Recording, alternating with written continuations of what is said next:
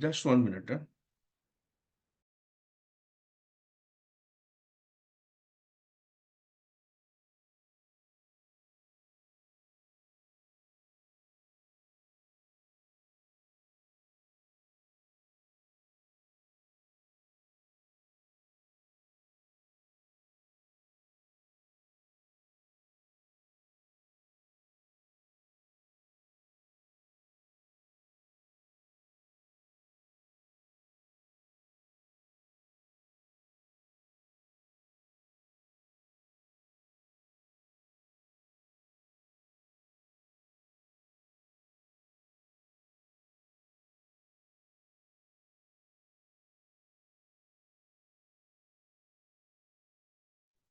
Sir Sunita ma'am को link send कर दिया मैंने।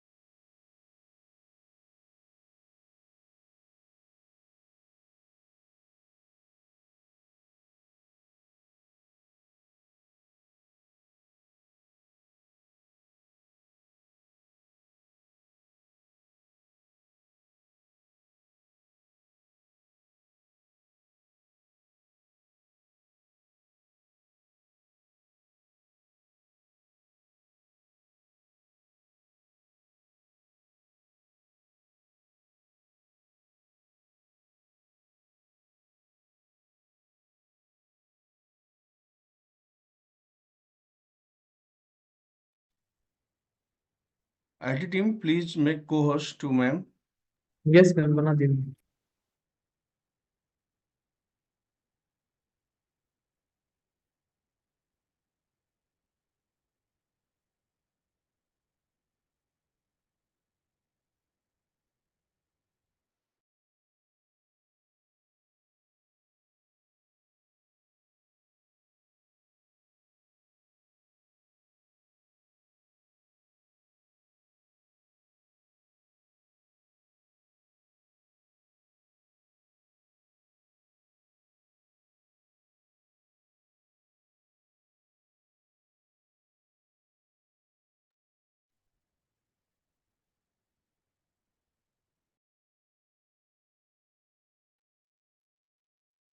Ma'am, you can speak, Sunita ma'am. Hello. Yes, ma'am. Very good afternoon, ma'am. Yes, good afternoon. I'm so sorry that there was some technical glitch, so I could not attend. So I was Yes, not yes. able to join. So first of all, I think we've started the inaugural program. Yes, ma'am.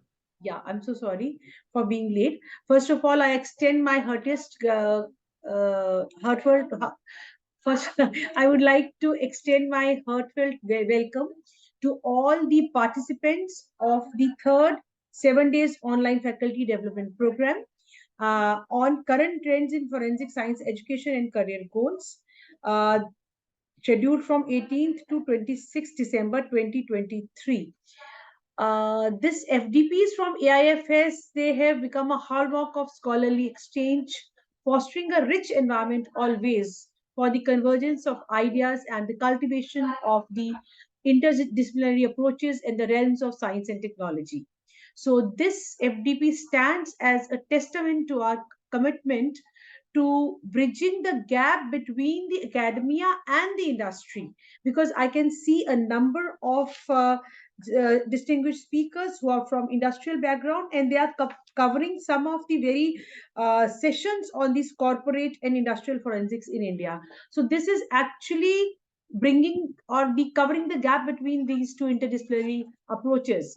So this is this FTP will not only provide the way of induction of the novel ideas in forensic sciences, but it is also facilitating the application as whether it is direct or indirect application in all these areas. The exchange of the ideas by the distinguished speakers among scientists, academicians, and from all the participants will contribute to the advancement of the knowledge in AIFS. I extend a heartfelt welcome to all the speakers and delegates and the participants who are joining us for this program.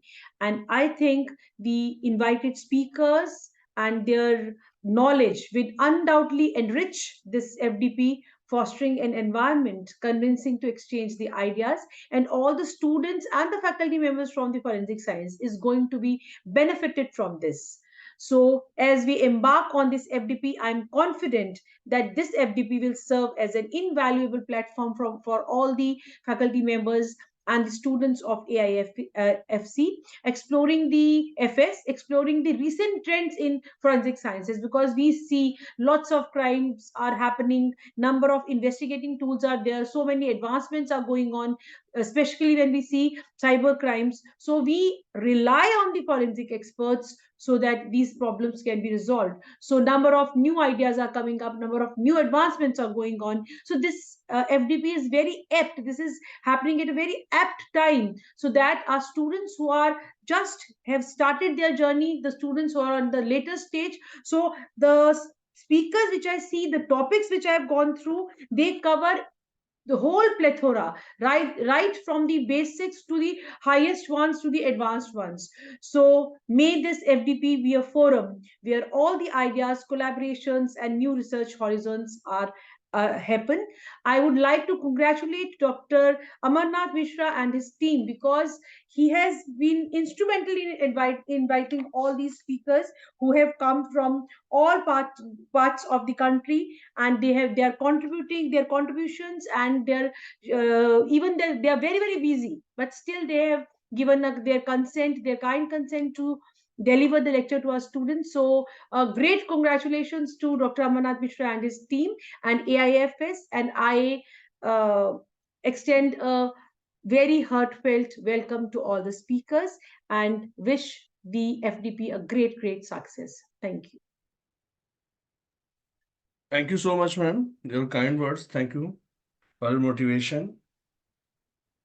So now we wish to invite our Honorable Vice Chancellor, ma'am. Ma'am is busy in a meeting. So I want to invite our first eminent resource person. Yes, over to you, Shrutika. Thank you, sir.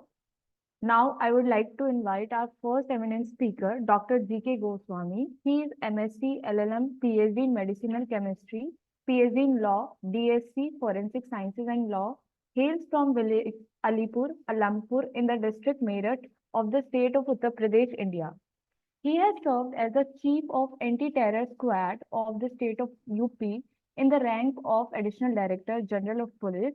He returned to UP in 2020 after serving more than 7 years on deputation to the Government of India in various capacities such as Joint Director, Anti-Corruption HQ Zone, and many more.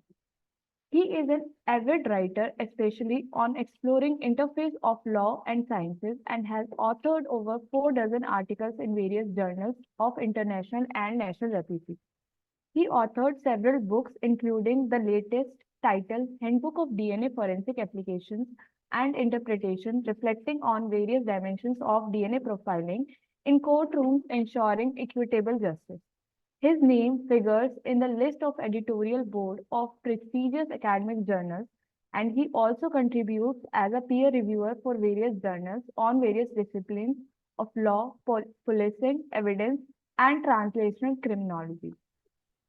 In last more than 2 decades as public servant, he has visited various Indian states and several countries to share his field and academic experience as guest speaker in various workshops, conferences, educational institutions. I would like to invite Sir. Sir, over to you.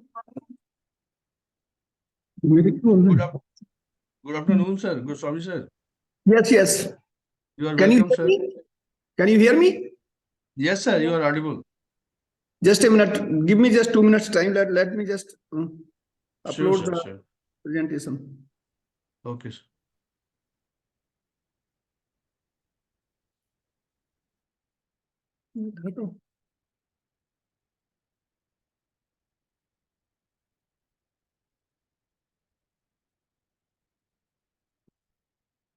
ये forward करिए sir, forward जो PSIFS पे ठीक है video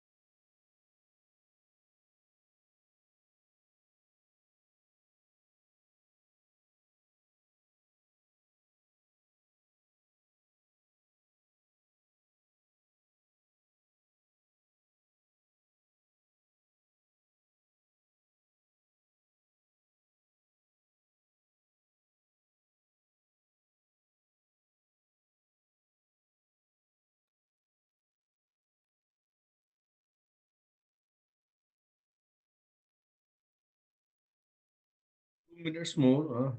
He is joining soon. Some technical issue.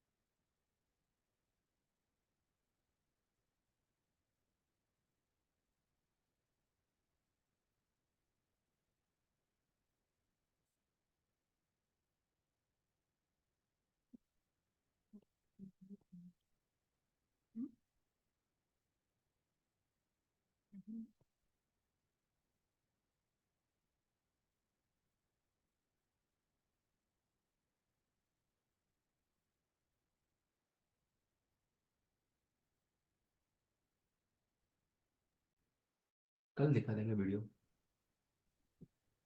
Can you see? Am I visible? Yes, sir. You are visible, sir. And slides are also very well visible. Okay, thank you very much. And sorry for some technical glitch. No issue, sir. It's a kind of privilege me to discuss the nuances of forensic science with the young faculty and the students fraternity. Indeed, today we are going to discuss about forensic justice. Dear friends, I wish to communicate that forensic science and law, they are intertwined concept. Until unless we understand the connectivity between forensic science and law, probably we may not be able to provide the flawless justice. I usually say, and I repeat here as well, that a judge delivers judgment, and it is not certainty, and it may not be always true that every judgment delivers justice. And why I say this? Because if any judgment or every judgment is sine qua non or equivalent to justice, then there is no need for appeal. That means if we have the system of appeal, it means there are inherent possibility, or it is presumed that there is likelihood that someone may feel dissatisfied with the judgment. And not only dissatisfied, but there are likelihood of miscarriage of justice.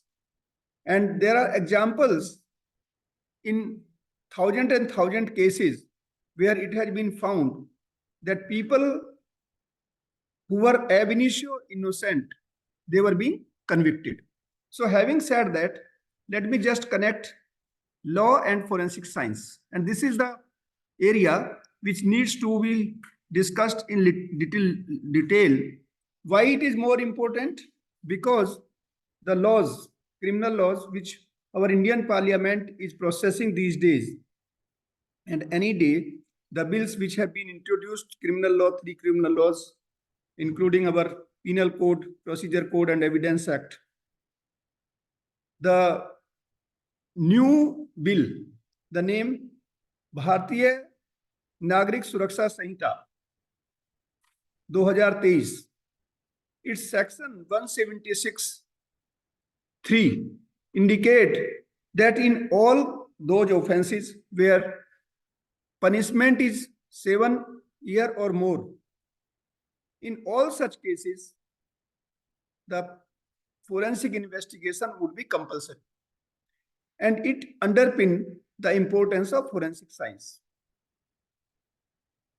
The time has reached where the knowledge of forensic science is must for the judges, for prosecutor, defense lawyer, police, and any other stakeholder which deals with criminal justice system.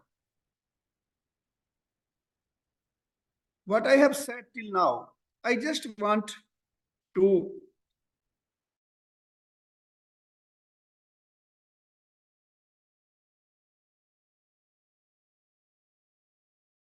Sir, sorry, please unmute, sir. Thank you, sir. So you just see this triangle. In between, it is written judicial process. Rather than judicial process, consider it decision-making process. Because we generally believe that justice is dealt only in the court. But in my opinion, justice is done every day, every time by everyone. Whatever we are doing, there are correlation between justice and injustice. If we even provide something to our colleague or something to our children, sometimes they feel that there is some kind of injustice to them.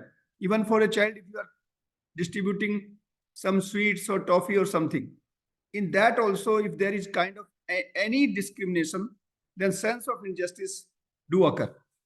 So justice is the epitome. Justice is the single attribute, my dear friends, which actually ensure peace and tranquility in any society. And I strongly believe, and I say here as well, that the root cause of any dispute, whether it is civil or criminal, the element of feeling that I have been subjected to injustice is the root cause for any dispute, whether it is between the family members, with neighbors, or anybody across the globe. So this sense or feeling of injustice is the major issue to dealt with if we want peace and tranquility, a developed society, a peace-loving society. Now, how we reach to justice, whether it is court or any other deliberation, any other process, it is truth basically behind a fact which actually lead to justice. So the entire court proceeding also hunt for truth. That is the search for truth, the discovery of truth, based on which justice rests. But you see, both justice and truth, they are intangible. They cannot be just defined that whether it is really truth or justice. So how to reach to truth? What is the tangible factors which determine truth? It is the evidence, my dear friends. So evidence is the core of justice system, whether you are dealing with civil matter or criminal matter. Until unless the probity, the righteousness, the correctness, the admissibility of evidence is not beyond reasonable doubt, then you cannot find truth behind a fact, and ultimately the justice will always be questioned. So evidence is the basic element. I hope I conveyed my message. With this background, let us see why we need forensic science. So if you see this slide, just have a look.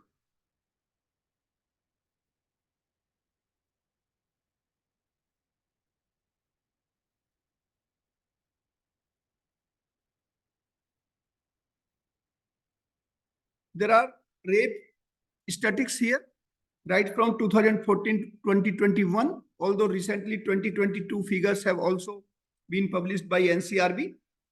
Here you see just two brackets in the red color, charge sheet filed by the police and conviction when the trial concludes.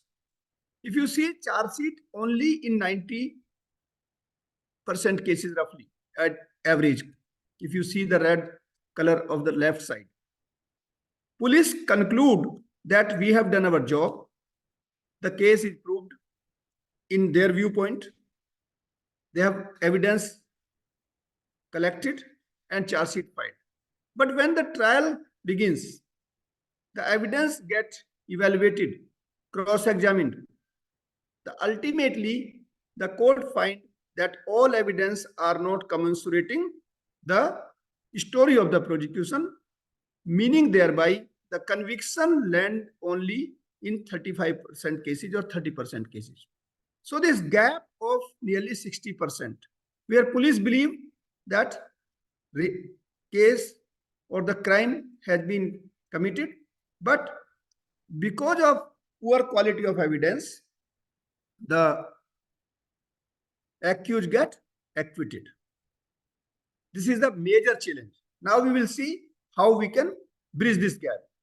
And this is the same scenario almost in case of POCSO, the sexual abuse with the children.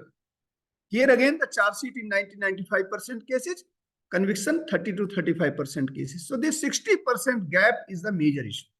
And friends, this gap is not only in sexual offense cases, it is majorly in most of the cases. Only some figure may vary. So this remains our task and challenge. Now, I said that people may be a culprit, but because of defective investigation, shoddy investigation, the quality of evidence may be poor, and as a resultant, the person get acquitted. Here, I want to bring the other side of the story. Many cases across the globe, especially in US. And as must have mentioned in my intro, I had occasion to visit Cornell High School last year as Fulbright Fellow. Not only in Cornell, but other part of US, I visited various universities, various institutions of forensic science, prosecution, the judges at different levels. And I observed, particularly when I visited, and my mentor in New York was the doyen of Project Innocence. It's a very big project, and I invite you to consider to have a clinic in your institute as well, the Innocence Clinic. The purpose of this whole exercise, what I want to say is that there are people who are from the beginning, they are innocent. They are not indulged into crime at all. But because of various false allegation or shoddy investigation, the malicious prosecution and misunderstanding of the evidence, they have been convicted. And fortunately in our country, the death penalty is in the rarest of rare cases. But if you see in US, nearly 95% cases, you will surprised to know that 95% conviction in United States are either based on confession or guilty plea. There are hardly the trial commence.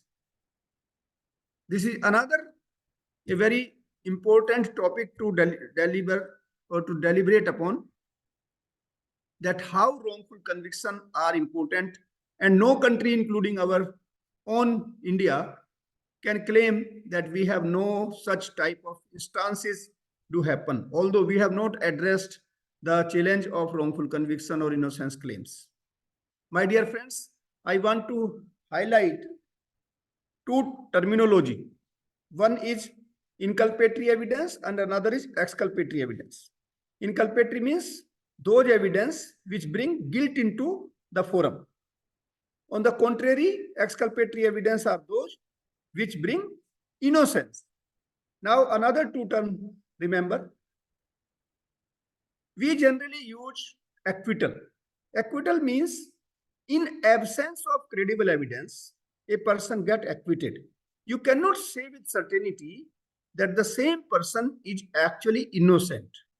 So for innocence, because we are not dealing, that is why we do not use the concurrent term.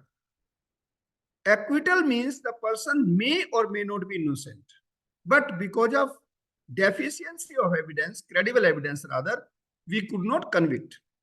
On the contrary, there is another term which is called exoneration. Exoneration means the person is ab initio innocent. That means you prove his innocence. In acquittal, it is not proving innocence. It is proving the quality of evidence are not sufficient. So this distinction is very, very important to understand. Before I enter a little bit about the wrongful conviction, this proverb by Benjamin Franklin, and earlier it was told by Blackstone in 1760, that even if 10 persons get exonerated or scot free, but not even a single person be punished.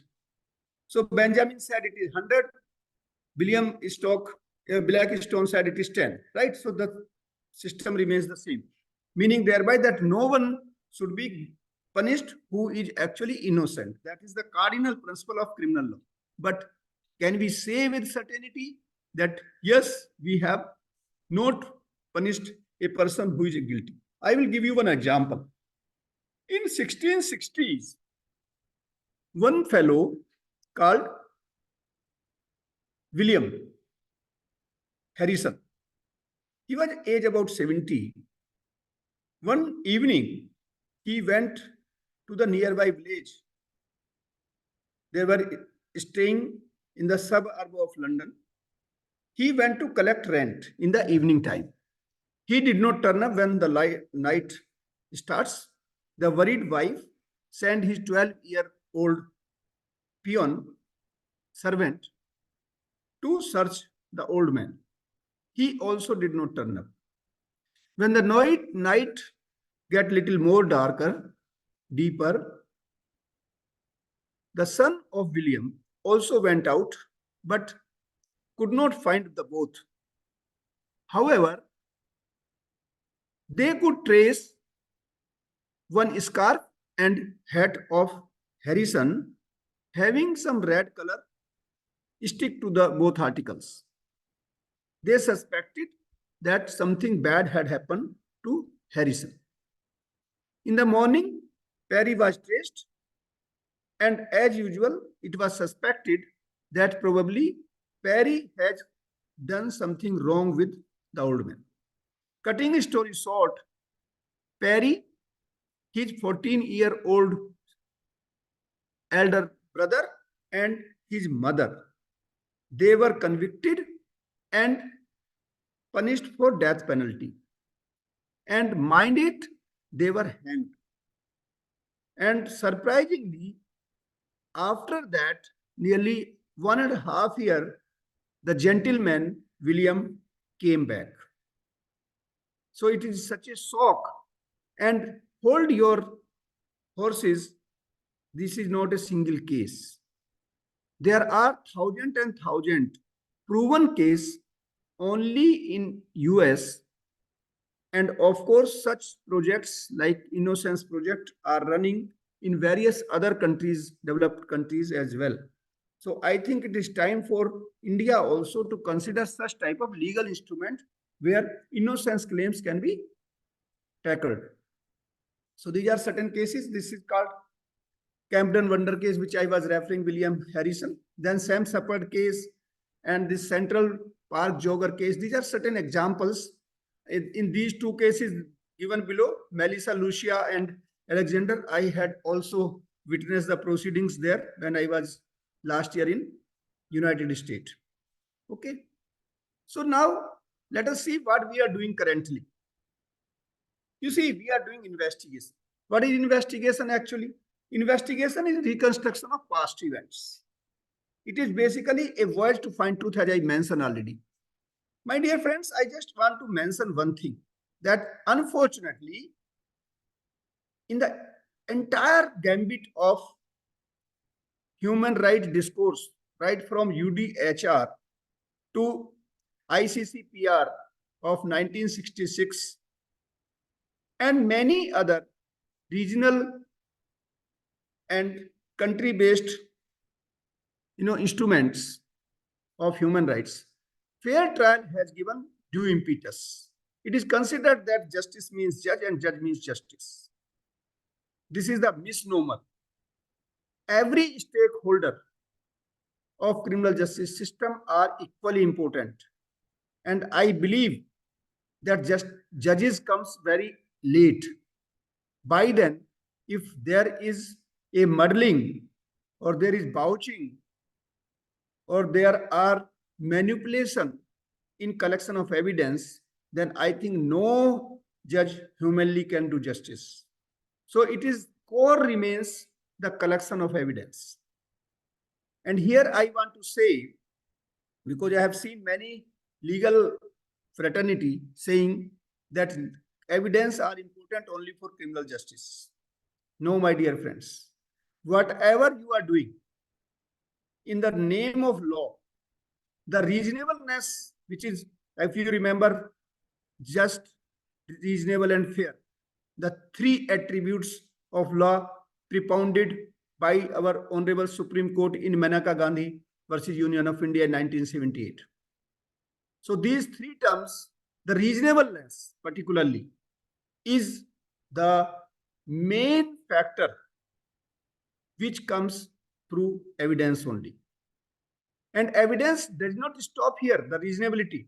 Even transparency also comes through reasonableness, through evidence. So until unless we ensure fairness in our investigation. Mind it, fair trial is a farce discourse. It is utopian concept if we do not have the scientific temper into investigation. I think I make sense. If anybody has question, may put it in the block. Investigation is basically a prerequisite to start trial because it provides you evidence. However, the procedural fairness remains always a big question mark. And a lot of people, even both sides, whether victim side as well as accused side, both put question mark, both challenge the procedural fairness in investigation.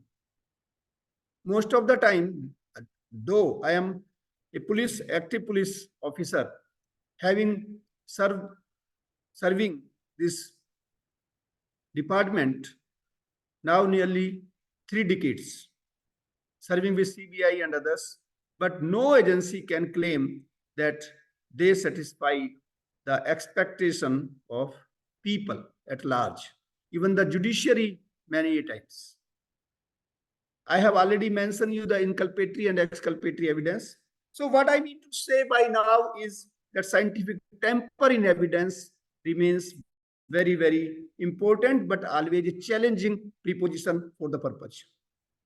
Now, the entire gambit of investigation hinges for correct human identification, whether it is victim. Many times you must have seen that victims are very, very toddler, may have some speech impairment, may not identify themselves, maybe a person who is fainted, maybe a mentally, challenged.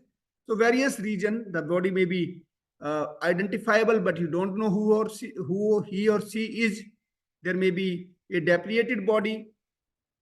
There may be, you may get bone, you may get only some part of body, and so on and so forth. So victim side also, the correct identification of the human concerned remains important.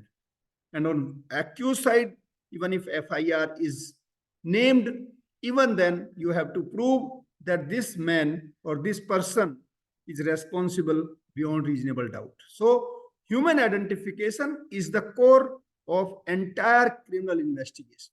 So this is the crux. Now I have already told evidence classification. It can be classified on various pretexts. One is primary and secondary classification. Of course, eyewitness, because he or she claims to narrate the entire proceeding of the crime. That is why they are called ocular witness or eyewitness. And they are the only evidence which are called primary. Rest of the world, whether it is oral evidence, whether it is forensic evidence, any documentary evidence, any physical evidence, whatsoever it is, it falls under the category of secondary evidence. There is another classification, direct, indirect, but direct, indirect is very, very confusing. There is no crystal clear demarcation, which somebody may call it is direct, somebody may call it indirect. Now, for proving a fact, how many witnesses are required? The section 134 of our Indian Evidence Act says that there is no specific number. You may prove a fact or disprove a fact by single witness or by single evidence or maybe with the battery of evidence. So it is you to decide. Whosoever present the evidence has to decide that how he or she going to prove what she has asserted in the court of law.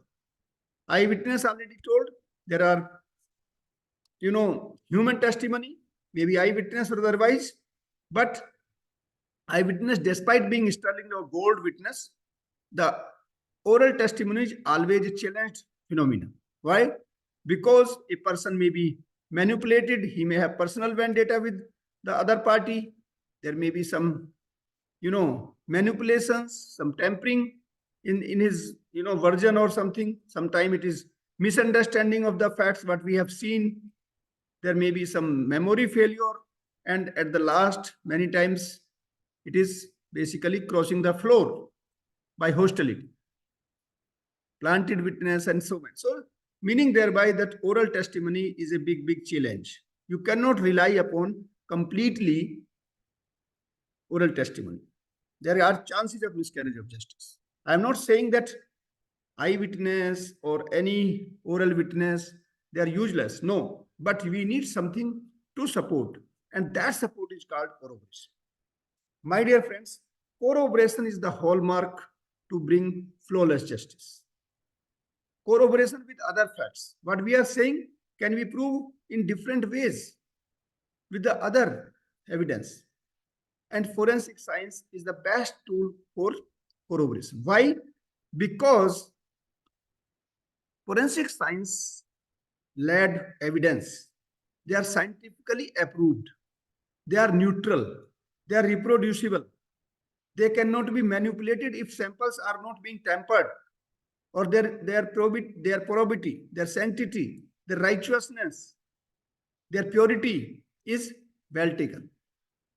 So forensic science remains very, very crucial part of evidence, and they are neutral. Why they are neutral? They can be used as inculpatory evidence to prove guilt or exculpatory evidence to establish innocence. So they are not taking any favor or any side like a human, testimony. They are neutral. So based on the facts, based on its circumstances, it can be used either way. But it is for supporting the justice. So a witness, PW may support prosecution, DW may support defense, but forensic science support justice. I repeat, forensic science support justice. That is why it is neutral and scientifically approved. What is forensic science? Forensic science is a blend of law and science. It is not only science of natural science. It may be sociology, it may be art, it may be foreign law, and many more, anthropology, and so on and so forth. So it is a blend science. It is a hybrid. It is basically a baseline for scientific investigation. It brings scientific temper into evidencing process. It enhances probity, righteousness, fairness, the admissibility, and ultimate objective is to march toward perfect justice. As I said, that judge delivers judgment. It is your good luck if you get justice. There are so many challenges. Judge always tries best, but depend upon the quality of evidence, the way both parties actually contest. Suppose if they do not put the evidence right evidence, if something is missing, what court will do? Court can only assess the presentable evidence before the court. He or she as a judge does not know what has been missed, what has been manipulated, until unless it has been brought to the knowledge and notice of the court. So the hidden the threat remains that judgment has various reasons to breed injustice as well. And that is why we have the doctrine of appeal, and not only one appeal. There are stages of appeal: first appeal, second appeal, and even in the Supreme Court we have the benches, higher benches for ensuring justice.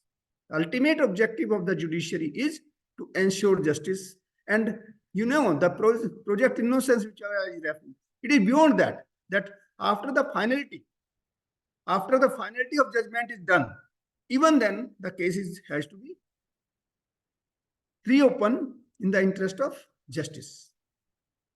So forensic science, evidence, they are secondary, as I told. And what is first? Primary and secondary. See section 63 of the Indian Evidence Act. They are mute evidence. They do not speak, but they speak truth. They speak scientifically approved facts. They are neutral. Neutral why? They can be utilized either way, for exculpatory as well as inculpatory. They are corroborative. Why collaborative? They corroborate the facts, what had been said or not said. And how a technique which had been introduced by any scientist or any laboratory, What are the qualifying tests? These are two tests, Fry test and Dover test. Although I should have explained these two tests, but because of the paucity of time, I will just skip. Now let me tell you what is the legal framework for forensic science. Unfortunately, we do not have a very robust system because our Indian Evidence Act was constituted as old as 1872. Our CRPC, of course, initially in 1898, and now the latest which we are using 1973. Okay. So section 45 to 51 of Evidence Act deal with expert opinion. And my dear friends, mind it, I underpin that in Indian Evidence Act, if you go on PDF and try to trace forensic, the word is totally missing. That means the forensic word does not exist in the entire, scheme of Indian Evidence Act. That is written expert opinion. So we'll discuss about what is expert opinion. So this is one segment of the sections for dealing forensic evidence in our Evidence Act. The another one is CRPC. There are only 5 sections in CRPC. One is 53A. What is 53A? Basically, and this 53A and 164, mind it, both are relevant only for the, sexual offense cases. And 53A is basically conducting medical examination and collection of DNA sample for accused. And in 53A, the consent for conducting medical examination as well as collection of DNA sample, the consent of the accused is not necessary.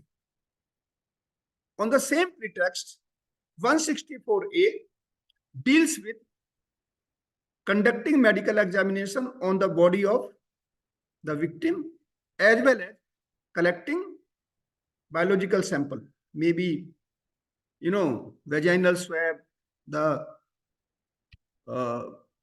many other bodily swab wherever it is required, pubic hair combing, this and that, so many other things, nail clippings and so on and so forth.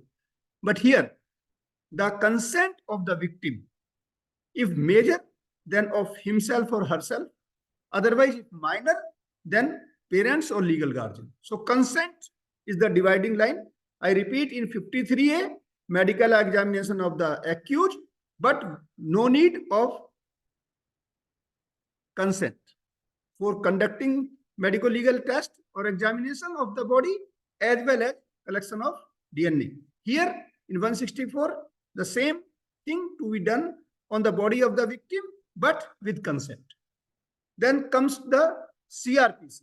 In CRPC, we have another 3 sections, 291, 292, 293. So CRPC has 5 sections and Evidence Act has 6 sections. Okay. So these are the only sections we are having. So just, you see, I will not touch everything, but let me just talk about section 45. 45 does not talk about forensic evidence. It talks about expert. And it does not define. And we will talk about what is the problem with that. So you just see, first word is forensic law. It is not science first. So forensic law, if the experts claim that I can give something which is relevant as evidence in the foreign law, then he is an expert. Any physical science, maybe biology, genetics, chemistry, physics, so on and so forth. Art, it is not even social science. Art, it may be sculpture or something like painting, handwriting, finger impression. So these are the section 45 segment. These are another segments actually, 47. So those who want to read I will share these slides, no problem. But these are not very important, like 48 customs. Customs are also act as expert opinion. Usage, relationship with someone, then ground of opinion. So these are certain sections. Time is less, I could have told more. Let me just talk about section 292 and 291. So 291 deal with medical legal examination. 291. And doctor is called deponent, not a witness. Now you will ask, what is the difference between a deponent and witness? The difference is basically deponent is neither from the victim side nor from the prosecution side nor from the defense side. He is the neutral. So his evidence is considered directly to the court. He reports to the court, although everybody whosoever is dealing with the judicial process is reporting to the court, of course. But this gentleman, who is an expert, is a deponent. Although for the practical purpose, he actually being put forth by the prosecution only, and he is virtually speaking, he acts like PW. But his actual role as per law is a deponent. Now comes the 292. Here again, just see. Here only you find the term forensic department. So this is the only section where you find the terminology of forensic in 292. Here you will not find DNA, you won't find voice spectroscopy, you do not find ballistics. There are 18, 19 disciplines in the forensic science. So there are hardly very few written. Now, this issue has been completed. Again, 293. 293 has given certain experts specified. Government scientific expert, chemical expert, controller of explosive, fingerprint, serologist, and all these remaining disciplines like DNA and others, they are covered with 293 subsection 1 part G. This line, if you can see, any other government scientific expert is specified by notification by the government, competent government, right?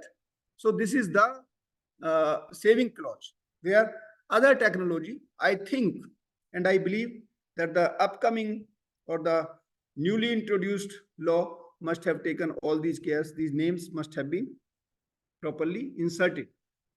Now let me talk about the problems with expert opinion, the legal problems that may be very relevant for you, how you can contest in the court of law, suppose you are a defense lawyer.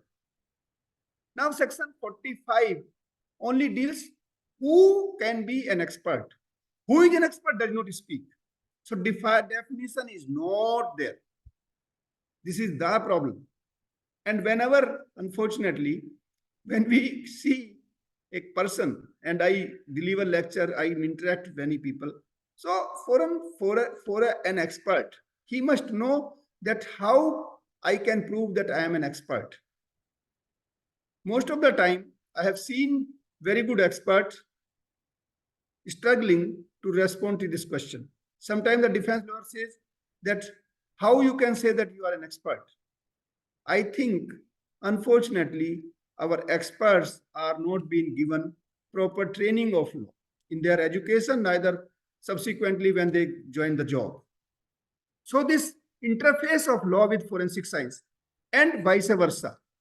Equally, our legal fraternity is also deficient in their knowledge of basic ingredient of forensic science. They believe, no, this is not our job. This is the job of forensic scientist. It is the job of the laboratory.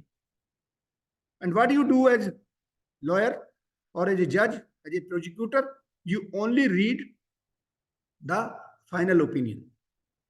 That's not the proper way. You have to see the metadata, the hand notes based on which the expert opinion has been devised, has been concluded. And if you go in detail, you will find that there are so many challenges.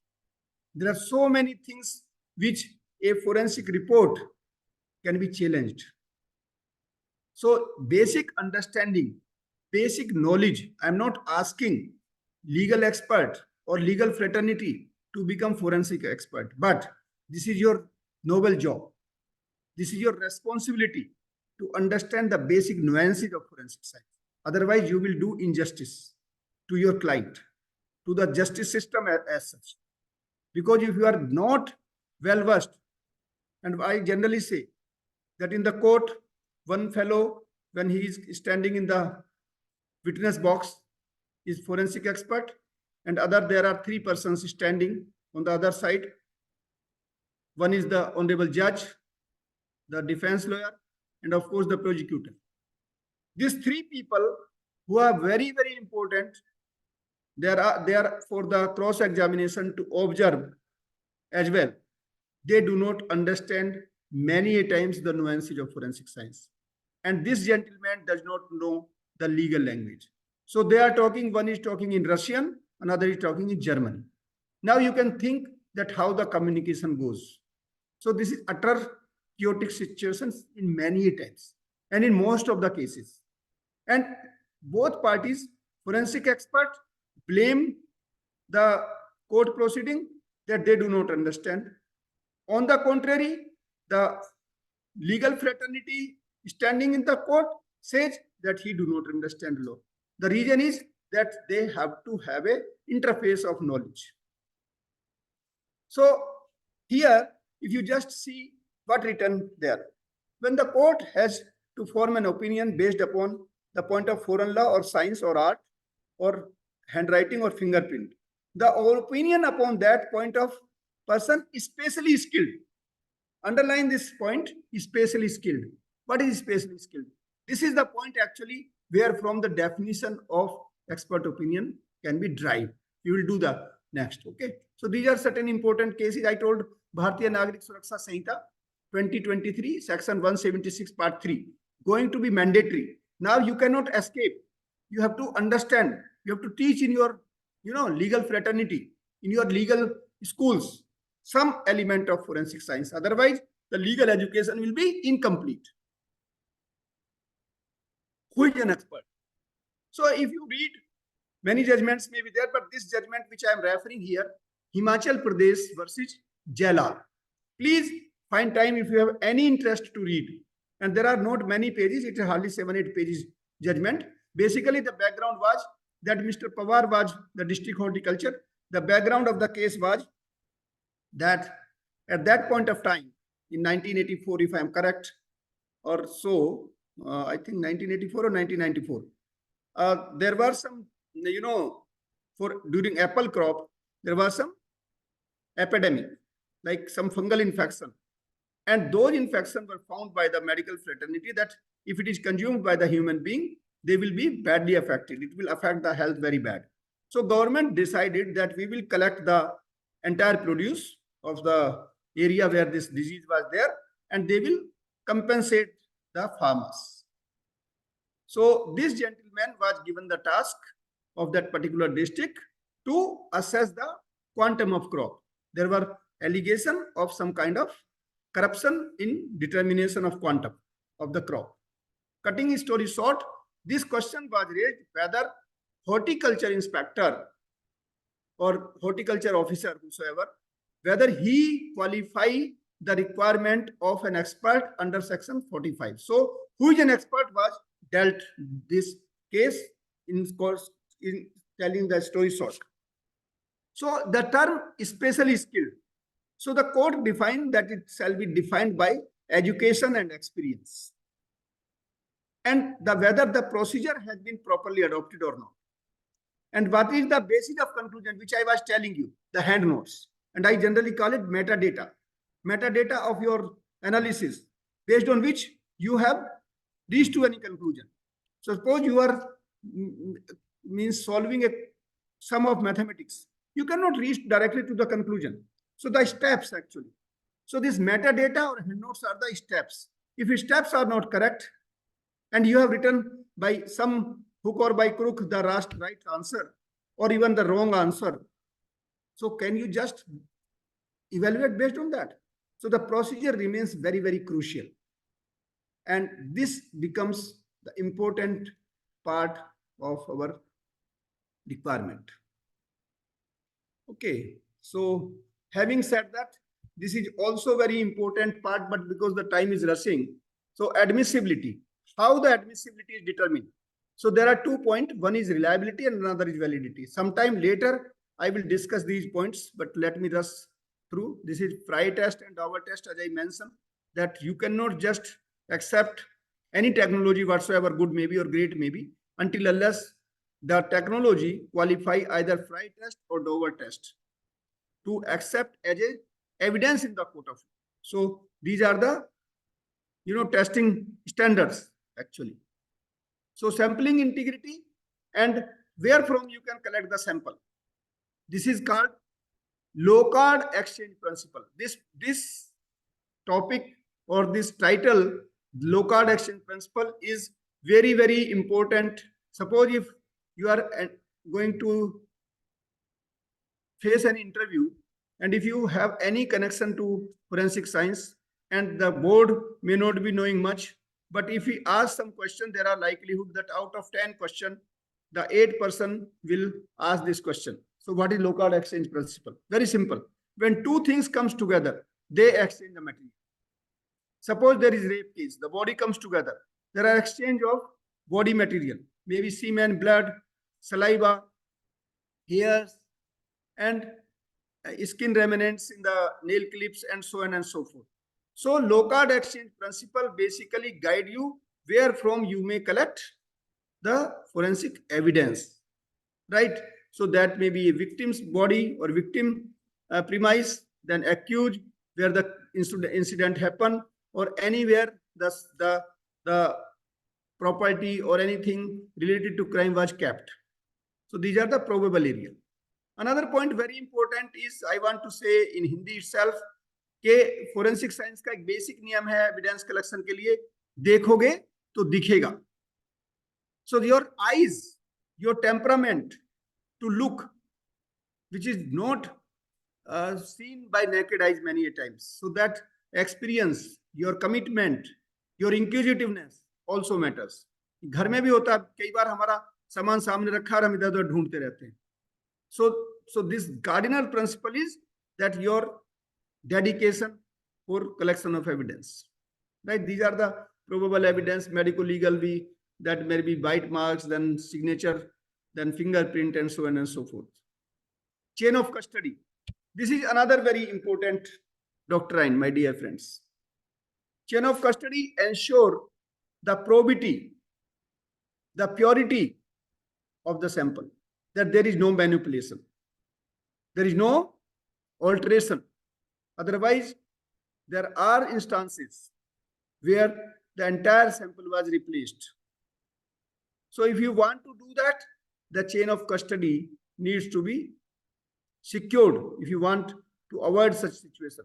And if chain of custody is broken, if you could not prove as a public prosecutor the integrity of chain of custody, then your entire report is useless.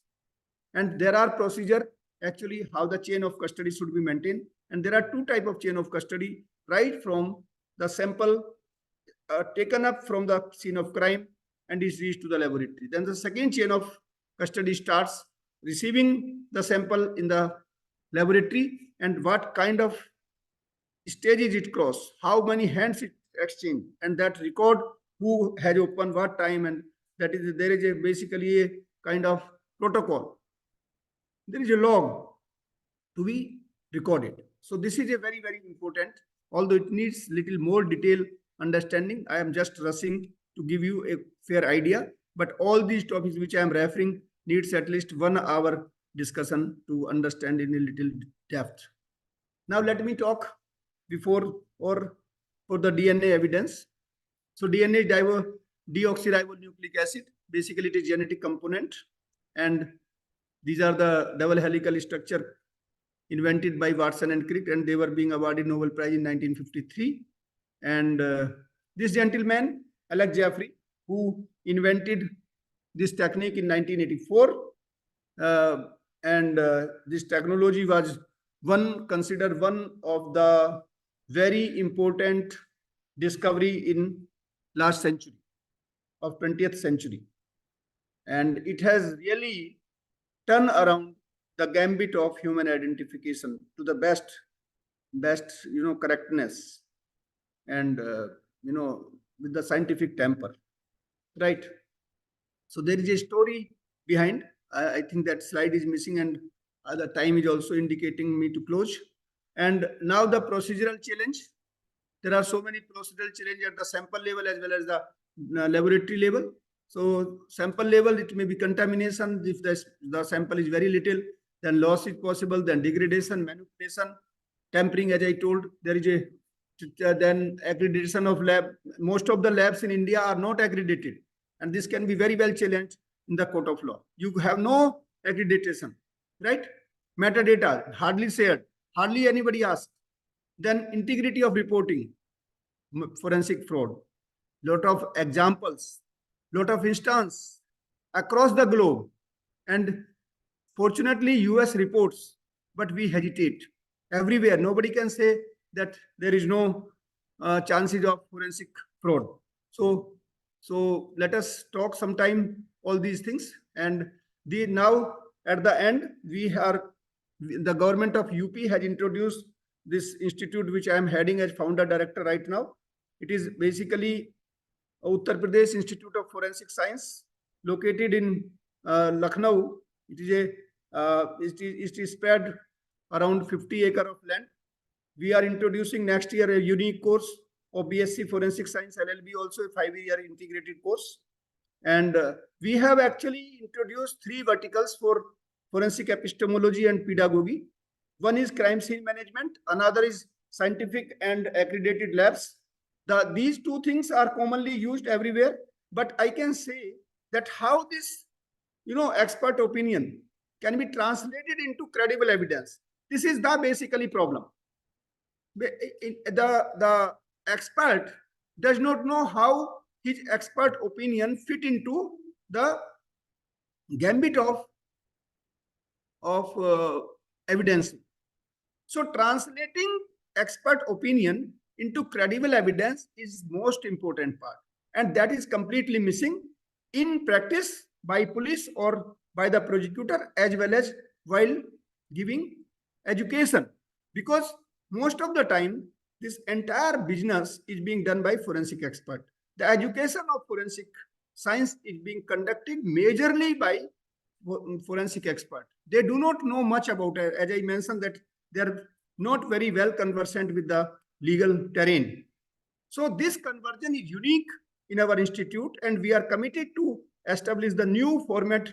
And this is not only in India unique, it is globally unique, because I know most of the best lab in the world. I have a lot of connectivity, but this 3rd vertical which we have introduced is unique, and it is exclusively our creation in this world of pedagogy and epistemology. So these are the learnings. And now these 3 things, of course, this one thing I just want to tell, we have introduced recently few terminology, and of course forensic aid is one among them.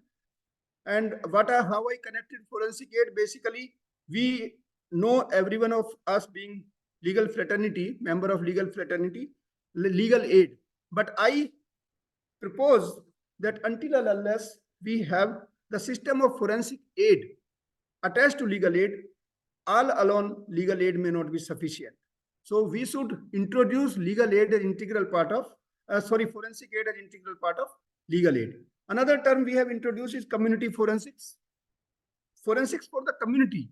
Until as the users, the beneficiary, know the nuances of forensic science, it will be incomplete. So we are trying to project, we are integrating, we are going to schools, colleges, public masses, and we are going with the NALSA, DALSA, and other agencies to spread the application of forensic science.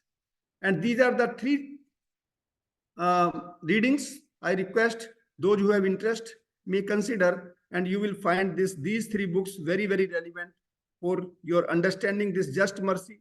You not only for the forensic purpose, but you will see how the entire criminal justice system operates. It's a very, very finely written book, and bestseller book. Bestseller maybe 1,000 books, but this is completely unique book. And for the purpose of the forensic frauds, I could not touch upon forensic fraud, but that is also eye-opener. And this gentleman, Chris Fabricant and Brandon, both are my good friends. I had spent a lot of time with them in US in my visit. So these 2 books are equally important to understand the nuances. And with this is my mobile number and mail, and I exactly complete within the time. And now the ball goes to Amarnath, and Dr. Amarnath, you may just proceed. Thank you very much. I know I have rushed very fast because of paucity of time, but I have no control over time, but whatever little I could communicate, thank you very much for giving me this opportunity. Thank you. Thank you so much, sir, for your excellent lecture on the law and forensic justice. And thank you very much for accepting our invitation. So session is open for question and answer. Yes, any question? Shrutika, please read any question in chat box. Participants, if you have any question, you can drop it in the chat box. So, KV Ravi Kumar sir want to ask some questions. So, IT team, can you make the co-host? Sir, can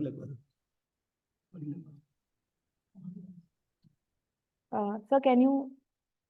Yeah, Shrutika, I'm audible. Yes, sir. Yes, sir, you are audible.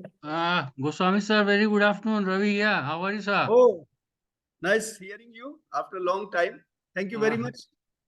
Indeed, yes, I sir. got your message yesterday or there before.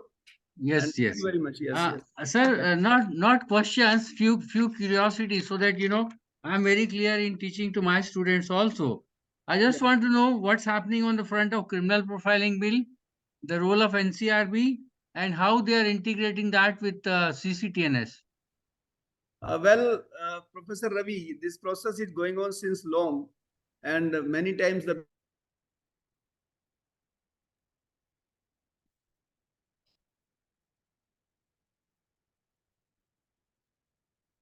Sir, you are not audible.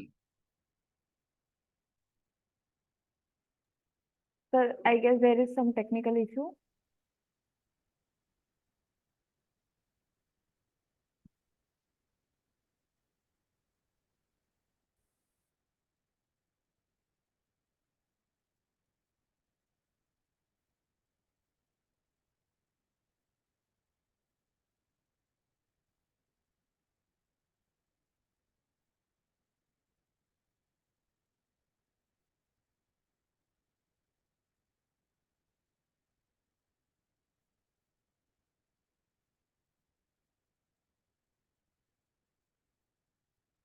Hello.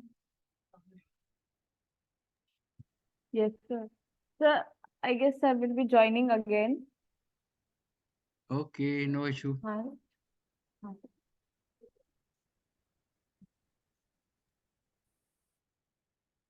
Okay, thank you, Goswami sir, for your wonderful session on for law and forensic justice, and that is very important for, yeah. Hello, yes, sir.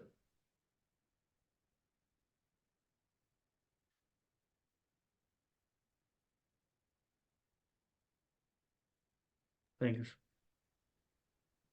So there was some technical issue, electricity problem. So thank you. So now we are moving for our next plenary session. Okay.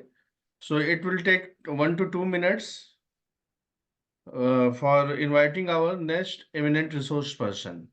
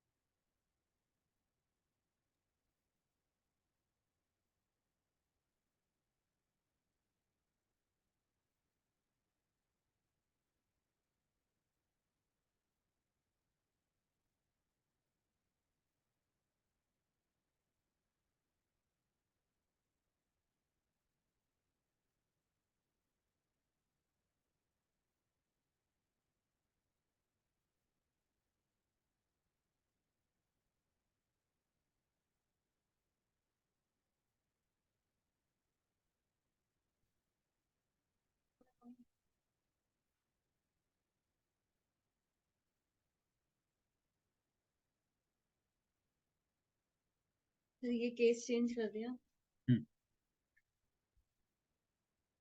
CF and CS क्या है? अच्छा ये change कर दूँ sir.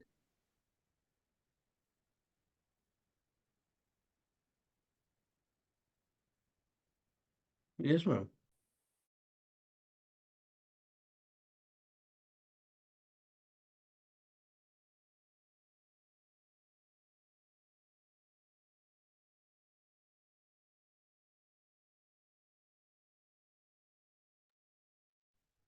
IT team, please send a WhatsApp message to me, Okay, sir. regarding invitation. Yeah. Sir send कर दिया WhatsApp पे। अच्छा. Thank you.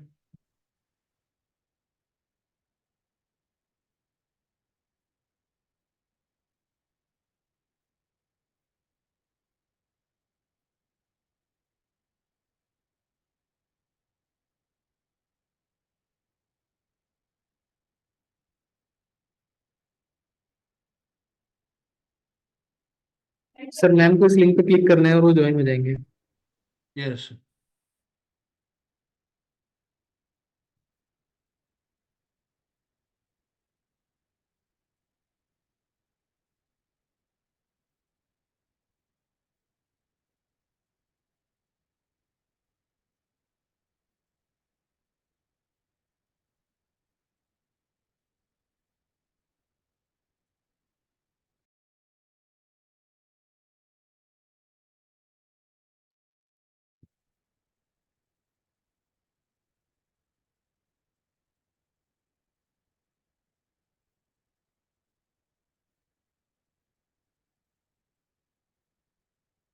So, welcome to Dr. Rukmani Krishnamurthy, ma'am.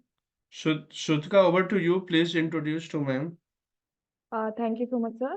Now, I would like to hand over the mic to Mr. Arjun Elipe for the introduction of our next speaker. Thank you, Shrutika. Hope all the faculty members and scholars are getting insightful information from our resource persons. So, without further delay, now I would like to uh, uh, call Dr. Rukmini Krishnamurthy ji. So, Rukmini Krishnamurthy ji, she is the chairperson and CEO of Helic Advisory Limited in Mumbai, stands as the first eminent lady forensic scientist in India. Beginning her journey in 1974, she faced adversity and skepticism, challenging traditional views on women in forensics. Undeterred, she rose the prominently globally, become a trailblazer in the field. In a landmark movement during the Matunga train fire in 1976, Dr. Krishnamurthy detected traces of kerosene, which leads to an immediate ban on carrying inflammable articles in public transport. As a director of Forensic Science Laboratories, Maharashtra from the year 2002 to 2008, she spearheaded the establishment of 6 world-class forensic labs across Mumbai, Nagpur, Pune, Aurangabad, Nashik, and Amravati, which are the world-class labs which introduced cutting-edge technologies like DNA analysis and cyber forensics. Internationally, she acclaimed. She spoke at 7 countries forensic conferences, chaired numerous sessions, and published 110 research papers, recognized with 12 national and international awards. She handled high-profile cases, including 1993 Mumbai blast, invited by Interpol for instrumental in solving like Telugu stamp scam, and also she significantly impacted the forensic landscape. Her commitment to education is evident as she established 3 government forensic institutes in Maharashtra, authored 2 books, and organized national conferences. In 2011, she fulfilled her dream with Helic Advisory Limited, India's first private ISO certified forensic organization. Helic is now a sought after choice for government agencies, corporations, and institutions. Dr. Krishnamurthy ji continues to contribute as an academic council member of the National Forensic University, guiding PhD students and engaging with senior judges. Through Helic, she aims to bring forensic services to the common people, emphasizing preventive, social, industrial, and rural forensics, with plans for expansion into domestic and international markets. Dr. Rukmini Krishnamurthy ji remains a stalwart in advancing forensic science and its application. We are very honored to have you, ma'am. Over to you, ma'am. Okay, thank you.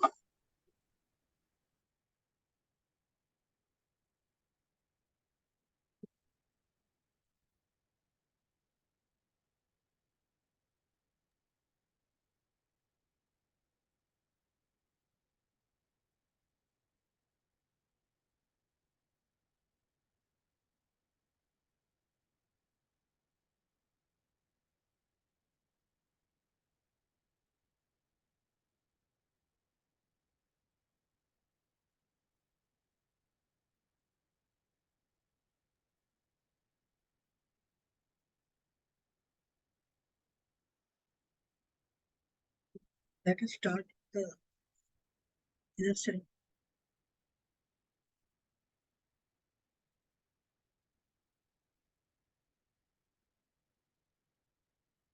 Okay, thank you, all of you. And as indicated right now, I have been the director, ex-director of the Directorate of Forensic Science, Government of Maharashtra, worked for nearly 4 decades and joined as a technical advisor, 3 institutes, as I said, and also academic council member. I've been also the Senate member and of Mumbai University, bringing in a lot of. So now, just for some of the people who are here as a new person, as all of us know, forensic is a deliberation in an open court to provide justice to the common people. A better way of saying it's the application of the various physical and social sciences to provide scientific evidences to the court of law. As all of us know, it's a basic principle based on the Locard principle of exchange. When two comes in contact, it leaves traces on each other.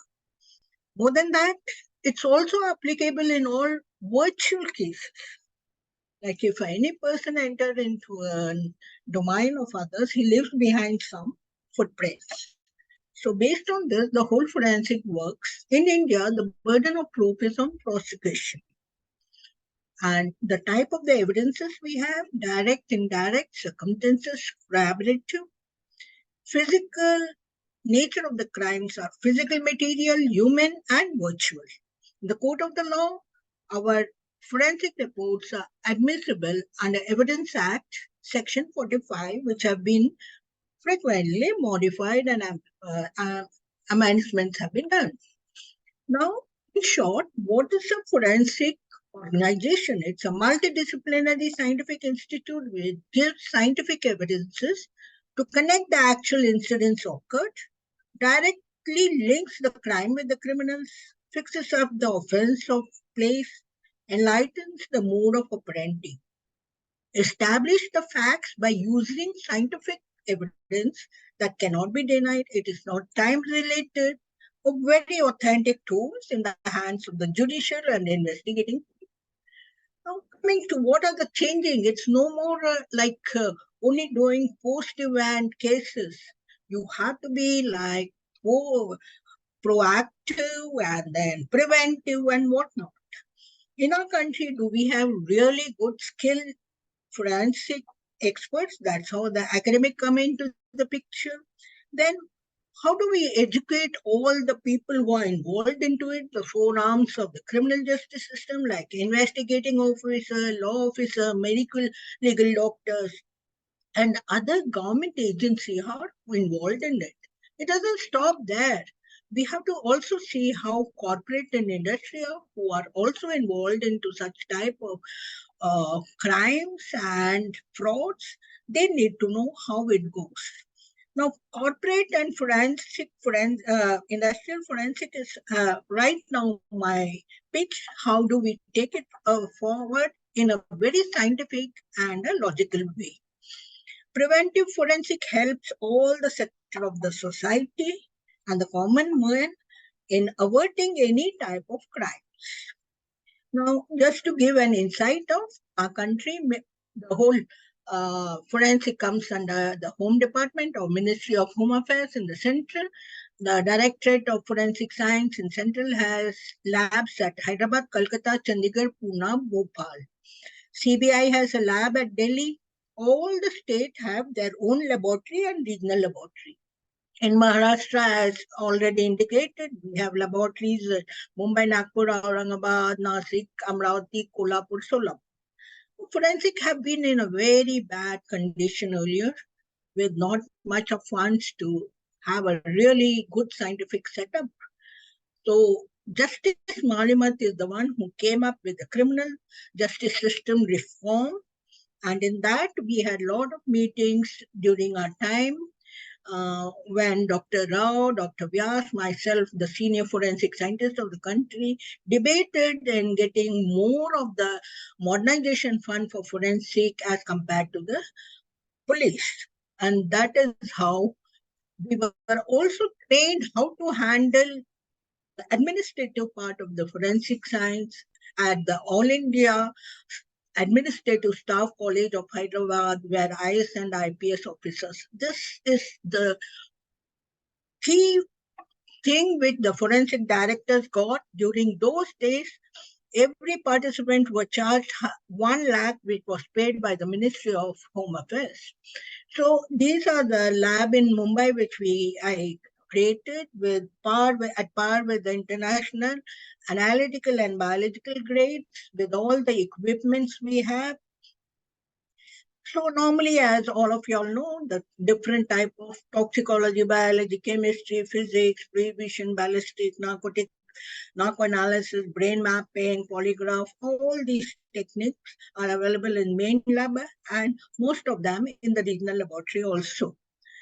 So coming to I'm going to give some very important landmark cases which were solved, which really puts forensic at the top of the investigating agencies. This is Joshi Abhyankar's serial murder, where 10 murders of very eminent persons were done by 4 students who just read a novel and thought, let's go and do it. So what they did is, one of the kurta of theirs, of one of the students, they tore into different pieces, and that was the gagging material. They had some plastic rope to strangulate and perfume to mislead the police. With this, they could really manage all the murder. The mode of operandi was commit the murder, go and inform the police. We heard some scream from this particular bungalow, and when the police goes, they are like left nowhere because they never suspected these being the informers. So it went on like that. Out of the 4, 1 fizzled out, and he was also murdered. That led to the police some clue, and they could get what. And in a very small hut, they were doing all this, where they found the plastic rope, the perfume, the remnant of that kurta. All the kurta things, gagging material from the scene of crime, and this remnant made a big kurta, the size of which fitted with one of the students. So that is how it led to. Then very correctly, as in forensic, it is said, this similarity is the mother of forensic. Like, so this plastic rope, which has 3 plies, had actually strands 15, 16, 16. So this similarity continued in all the murder case strangulated rope and the rope from where they purchased. So the first time in the country, a murder of 10 without eyewitness was proved on the basis of only forensic evidences. This is again a very important case in which fraud was done with the IV glycerin, which is given. Actually, the glycerin which is used for a pen was used as an IV glycerin, and 14 people, including kids, who died immediately on the spot because it contains diethyl glycol. This was a very, very landmark case because those days FSL Mumbai did not have even the LC with IR detector. We had to go to the Baba Atomic Research Center, do it. And Justice Linton appointed a state level matter, appreciated the scientific report, and gave a very good lead to the police. This is again a very important case where a fire took place in a critical structure like Baba Atomic Research Center in Mumbai, where 2 scientists were working in a newly painted room, and there were many chemicals around. There was also incubator which does make and break and give spark. So one of the chemical has broken, and the fumes was enough to catch fires. Because there was no air, the fire did not sustain and gave shoot around, while soot is formed, carbon monoxide is formed. They inhaled the carbon monoxide and they were really soon. They could not shout, and they were there in that room for 24 hours where the heat really ate up the muscle and only the bone structure was there of the two scientists. There was a big hue and cry in the country because critical structure, such incidents happening can be a natural incident or a arson or what was the aim behind it. I was called for the complete thing. It was after my retirement, so I could go there, give them a complete report, how it happened and what could be the cause of it. And their lungs gave a large volume of carbon monoxide presence. So now coming to like a few of these blasts which we have handled, as all of you know, right now there are a lot of that Black Friday and whatnot pictures have been there, and it is well into this. But inside of it, how forensic handled this very critical thing in a very short period of 40 days, all the cases were done and the report was done, which was at par with the Interpol, who had taken samples from us. And when I was there, they had called me for the discussion. So this is some of the pictures of the 93 blast. As all of us know, death was 257 and 14 injured. It was beyond imagination to see the site, flag them, and our staff were collected from all over, and we did meticulous work on this. But one scooter, these are some of these, it was all like, you know, in a box, some around 20 kg is kept, and some cast iron like this was placed, 200 cast iron. So when a blast happens, every cast iron acted as a projectile, and that is how the damage was.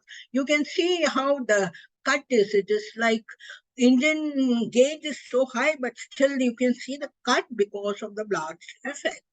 So this was the scooter in which it was unexploded, because the pencil timer, which is actually not a normal, but it is a service pencil timer, where you have a pencil where you have a glass capsule and some sulfuric acid, and with the pin with tension tied here, and you have lead azides and other detonator. When you punch this pin gets released and it hits that.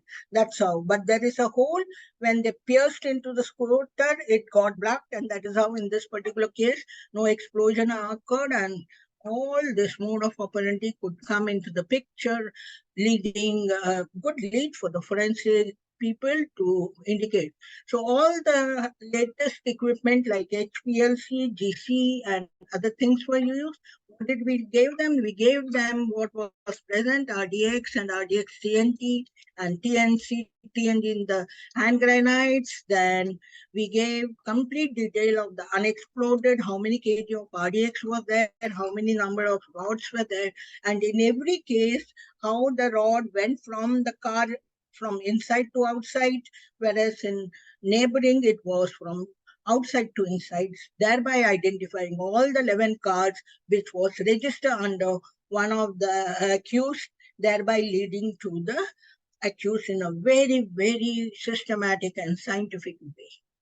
Now, this is again a blast where 7 blasts occurred within a span of 11 minutes, 209 death and 714.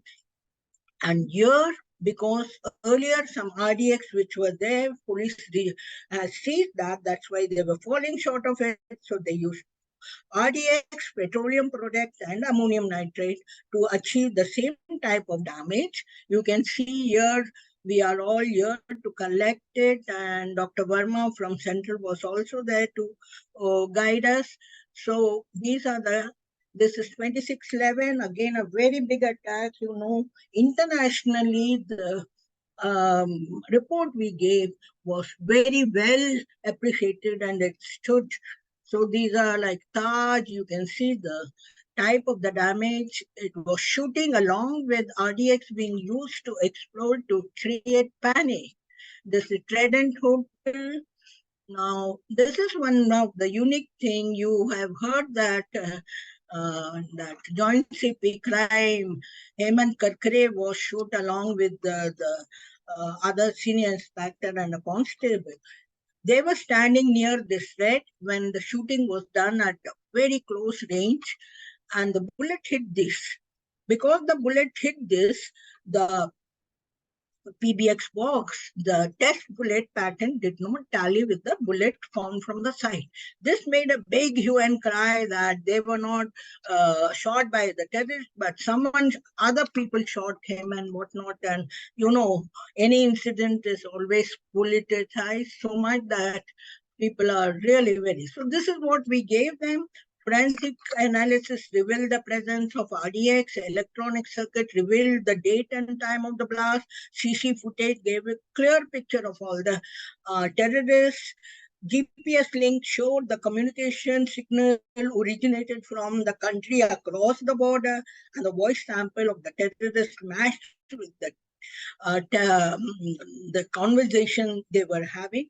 So this is how all these stood very well at international to prove that. Most of these papers are presented at Paris, Hong Kong, at India, which was taken on the spot for publication at international journals.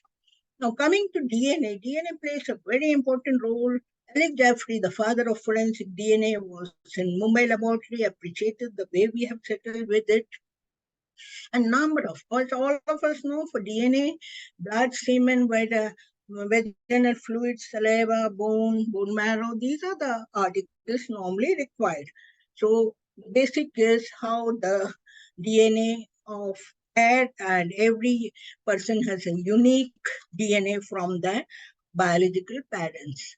So paternity or in any murder case or anything where there is no eyewitness, DNA plays a very important. This is the pattern you get for the loci, where you can compare with the sample and the sample from the vaginal in case of rape or blood in case of murder, and find out who are the culprit. So this is the sequencer which has 4 channels at a time, 4 DNA can be done. We have been with the FBI person, Dr. Bruce and Edith of UK office, where we did a lot of research by doing DNA of the microbes and did a lot of cases which solve the problem. Like this is one of the Sandhya Singh very important cases here, when the son was very unhappy with the mother for not giving him money and the property. He killed her and dumped her body in a remote forest. When the foreigner were tracking, they could find this. So from the DNA, we could find these bones were the comparing with the pattern of the son, thereby showing that it, and his mobile detail gave how he was fighting and has given threat that he will kill if the property is not transferred. So this is again an Naxalite case in Nagpur where they normally tie a hanky on their face, and they had done a theft and some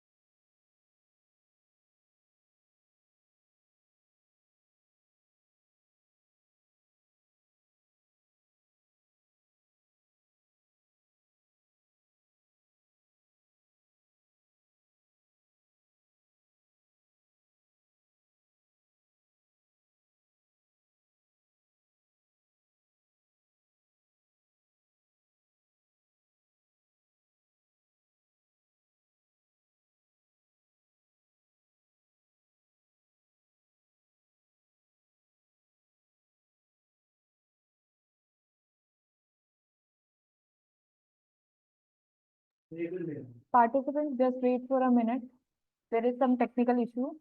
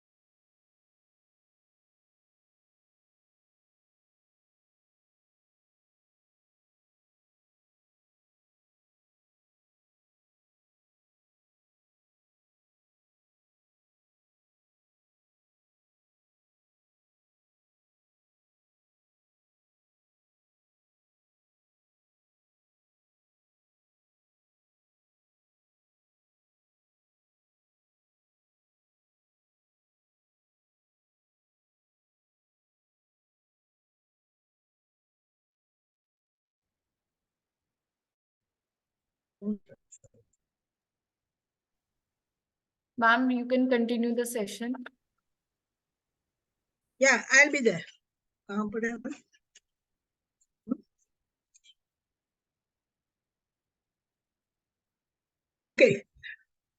Uh, Sorry for the break because some underground digging is going on for the metro near our office, and in between it breaks. Okay. So, as I said, this is playing a very important role. These forensic psychology techniques like polygraph, narcoanalysis, brain mapping, and polygraph is the simplest one to find out a person is saying a lie or not. And this helps in many of the cases to scientifically segregate the whole lot. Like we had a case where police referred there were 22 suspects in a rape case. Now doing 22 DNA was very difficult. So it was lie detector was done where 4 of them were found having deception, and thereby the DNA of the 4 people were done, which proved the case. So likewise, this is playing a very important role, and we, as all of know, this is scientifically and software oriented, where you can see this peak indicates the deception. Otherwise, if it is not there, you are clear. A lot of many cases have been solved in collaboration with forensic psychology techniques like lie detector and all. This is one of the very important case which was really very important, in which student uh, was very friendly with her boyfriend at Jammu and Kashmir. She got admission in Pune for a management. Here she got very friendly with another person, and they wanted to get rid of the earlier one. On the first boyfriend was called and took to the temple where he was feeded with arsenic in a prasad. Within time, he vomited and he died in the hospital. The girl went and, how much time do I have? Ma'am, you have 15 more Ma'am, please minutes. 15 more continue. minutes. You can proceed. Huh? You can How proceed, much ma'am. time? You can continue. Okay, so I'll hurriedly go on this national level case and then come to the corporate one, which is the main thing I wanted to talk to. So this is where very correctly we could identify by doing the lie detector and brain mapping how she makes the kerosene. Otherwise, in isolation you have evidences. A scientific reconstruction in forensic evidence is the best thing you can put to the court of law. And this case was very well done, where how she mixed the arsenic, from where she bought, and the remnant in which was left in the bag was found. The whole connectivity could be done with the physical appearance of the arsenic in the bag and in the viscera, along with lie detector. So these type of cases we have been presenting at international level and very well appreciated. Now coming to digital, as all of us know, it's one of the important field right now, involved in every cases, right from domestic to industrial to corporate to definitely main government organizations. As we know, it involves cybersecurity and cybercrime investigation, involves collection, preservation, analysis, presentation of the electronic evidence in a manner which is admissible in the court of law. Digital forensic helps to identify and track the criminal as well as prevent attacks in future. Coming to what are the type of the various of attacks, to hide the tracks, but digital forensic can uncover the evidence, though it may be a very difficult task, like you have to do various source of logs, network trafficking, and storage devices. These are the devices which you have to do the analysis. Now, coming to how do you strengthen cyber security, can be strengthened by the types of the attacks we are having, we know, and the method used to do such type of damages. Now, types of the cyber crimes normally encountered in forensic laboratory and also with the corporate industries, terrorists, of course, the government, terrorist activities, financial sale of illegal article, intellectual property, and so on. So now coming to one, this parliament, I just wanted to mention this parliament because just now, on the same day, the parliament had some gas and made a big thing. So this was the one of the first one which was done by the Hyderabad parliament lab, and in which there was death. More than 9 people died, including the police and the security and the terrorists.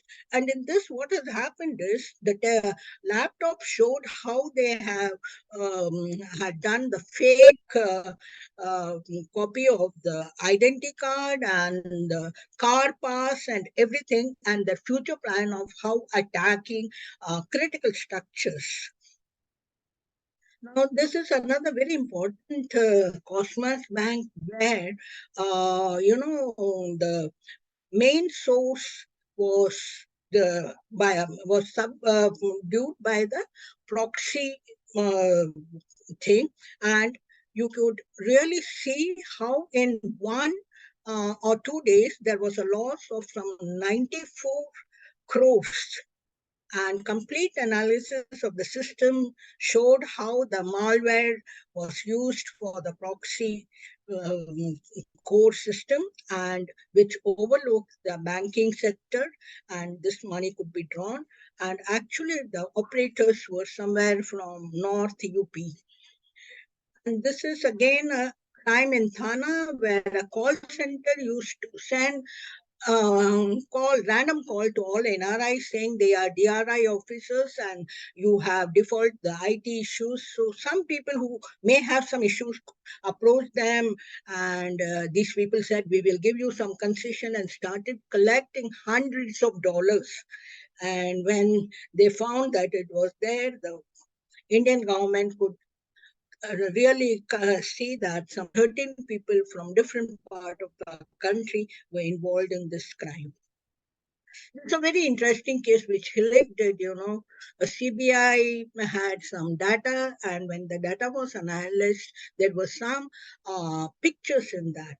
On behind every picture, there was some hidden fact. So the deep forensic analysis revealed what are they like. There were data, there were date, time, and the location where future terrorist activities are going to be carried. So this steganographic tool, which could bring about this image, hidden messages, were lead to the police to stop further terror act.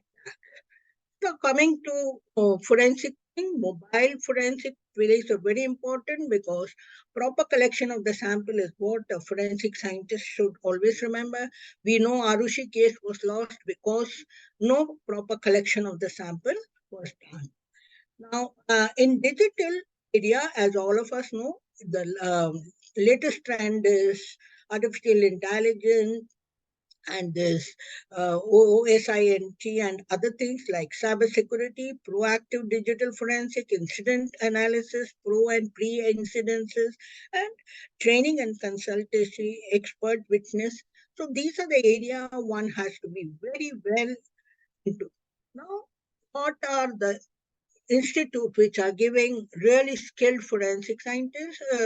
We know National Forensic is there, which is Government of India under Ministry of Home Affairs, then Institute of Forensic in Maharashtra at Mumbai, Nagpur, Aurangabad, directly under government. And there are many other, like your Amity Institute, also a very old and very well established one, and so many other private and other universities having forensic into different departments like physics, chemistry, and so on. So the problem is, in the university, how do we really give hands-on training to the student is a very big question which Dr. Vyas and myself keep on discussing, because I'm also an academic council member in the National Forensic, very closely associated with NFSU and fully involved in all the activity of this. This is the Mumbai IFS, which was inaugurated, and it was your Amity University. They had given me a lifetime achievement award and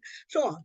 Coming to forensic lab, private forensic lab is the really now worry for all of us, because many people have started with private forensic, but have they really having any hands-on training on the real-time crisis? This need to be updated, standardized, and now nodal agency like NFSC is likely to bring about the uniformity and quality service in this. This is HELIC, where you can see. Now, coming to what is corporate activities. Now, everyone know individual company have lot of in-house problems and so many dishonest, illegal manner that things are happening which is affecting the corporate or the industry. But I won't go into details much. All of them shy out because they don't want to go to police and feel they can manage themselves whatever little forensic setup they have. So now the problem is they have to understand forensic is not that easy. You just bring in someone and just set up a fraud department, and that is enough to really handle all the type of activities or the fraud activities which is there. So that is why we are here to tell them how corporate and industrial forensic is a need of the hour, which requires a very high level forensic setup to prove these things. This is like normally what are the things like internal threat, dispute, data theft, intellectual property, cyber attack, fraud investigation, fraud, financial frauds, negligence, insurance claim. So many, these are the type which are encountered for the corporate and industrial. So you can see the recent thing, the cyber, including data theft, is 19% in the country. Then vendor, customer, partners, favorism, 13%, bribery, corruption, 11%, then food supply. I really don't have time to give you many examples. I can tell you how manipulative things are happening in this corporate section, which are huge financial sectors, and still they cannot open out because they feel if they come to the police or if their name is there in the market, it will damage their business. So this is how we have to encourage them to take forensic services, authentic forensic services to handle all these type of activity which are so high right now in the country.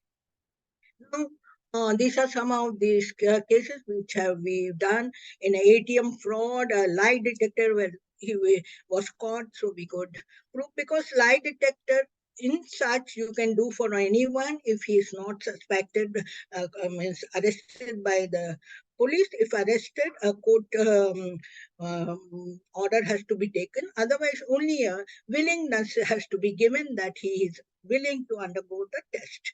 So we explained to him, and that there have been lot of cases which we have done at HELIC, like data theft, sexual harassment. Then in one of the big MNC, the whistleblower, like how things were happening in their organization. In one of the examination centers where fake iCards were produced. Then we have done one case in a very big organization where intellectual property theft was there, and they wanted all the 100 laptop and phone to be done. Then I said, let us do the scientific segregation by polygraph, where 6 people were caught, and their laptop and all when done, we could find out how the intellectual property have been really robbed from the companies. So this all gives a very good input for many of these cases. We also do a lot of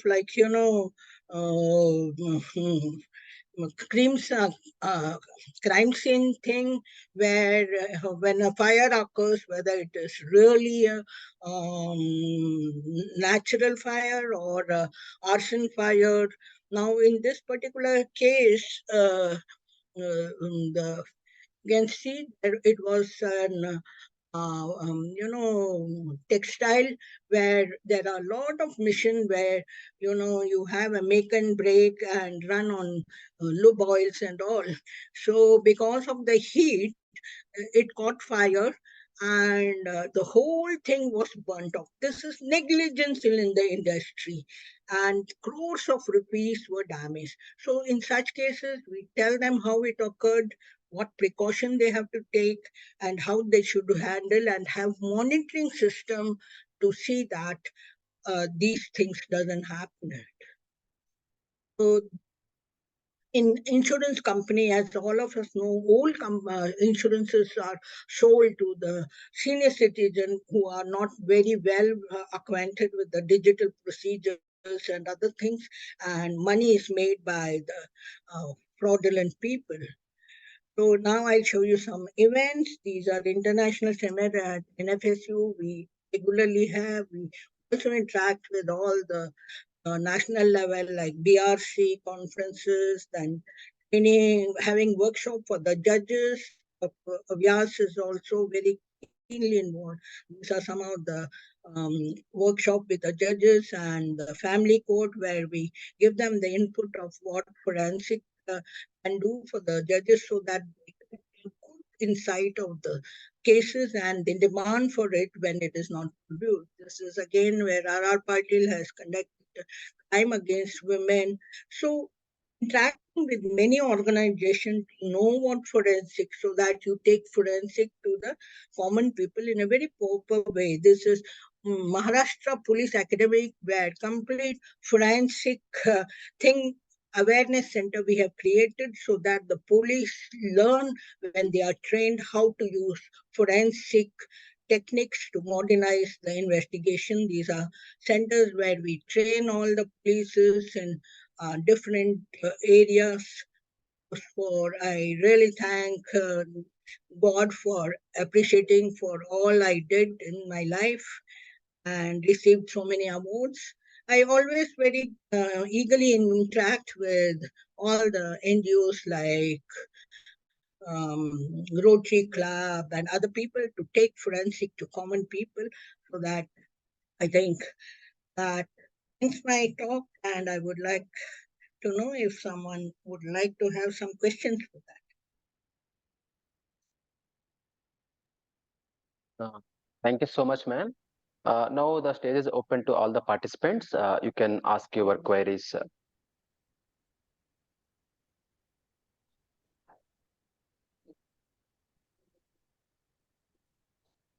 You can just type the message in the chat box so that I will inform to the ma'am. Ma'am, there is a question. Arjun, Is Arjun, Helix? Yes, sir. Arjun ji, just wait. Dear Abby Joseph, you can directly ask. This is a faculty development program, and I wish that every faculty can interact easily with the resource person. Okay. Yes. IT team, please allow him. Good afternoon, Yes, ma'am. sir. Am I Good audible? afternoon. Yeah, please tell me. Ma'am, I'm from Amity University, Dubai. Okay. I would like to know, ma'am, is Helix or any private institution in Mumbai doing kinship testing for the missing people? Not exactly missing people, because if it is a very heinous type of crime, we don't get involved, because law agency, investigating people are the correct people to do. But for paternity and other DNA, we have a tie-up with a research diagnostic DNA center. We get the DNA done by there. Because setting up a DNA lab is a very big issue. So we tie up with people and get the DNA done. And we have given many DNA reports for family court where paternity and other things were required. Ma'am, actually, I'm involved yes. I'm involved in a humanitarian mission. In Mumbai, there are around 240 unidentified people in an ashram.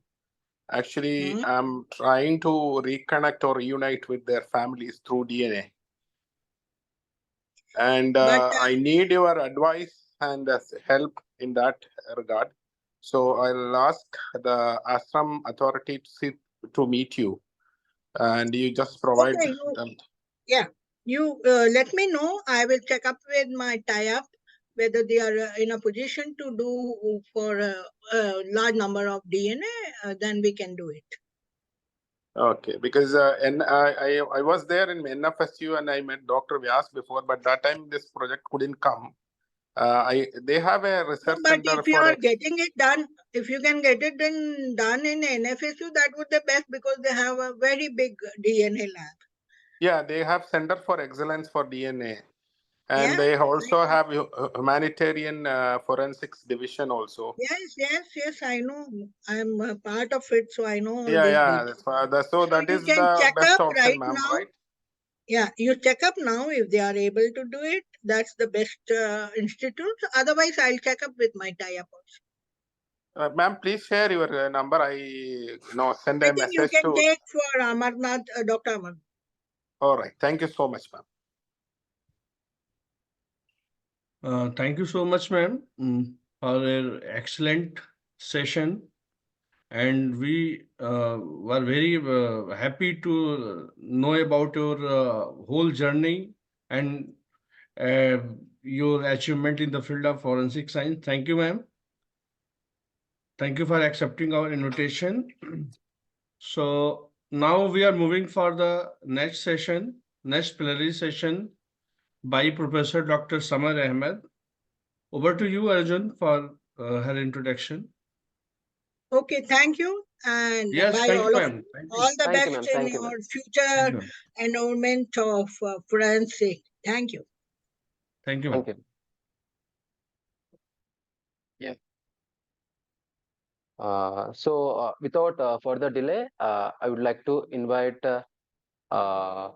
Professor Samar Ahmed, a distinguished professional with a wealth of experience and expertise in the field of forensic medicine, health professionals education, and higher education management. Professor Ahmed is currently the founding director of the FIMER Fellowship in Health Professions Education, ASUM Fry, a program dedicated to advancing education in health professions. She serves as the chair of the Center of Excellence in Educational Psychology Research at Ain Shams University and is a member of the EU Funding Task Force in the Ministry of Higher Education and Scientific Research, contributing to the Sherpa Plus EU funding project. With a robust academic background, Professor Ahmed holds a doctorate degree in forensic and toxicology from Ain Shams University and a postdoctorate in health professional education from FIMER in Philadelphia. She is a certified trainer for UNESCO's Bioethics Board and possesses master's degree in health professional education from the University of Maastricht, Netherlands. Throughout her career, Professor Ahmed has demonstrated exceptional leadership and execution skills.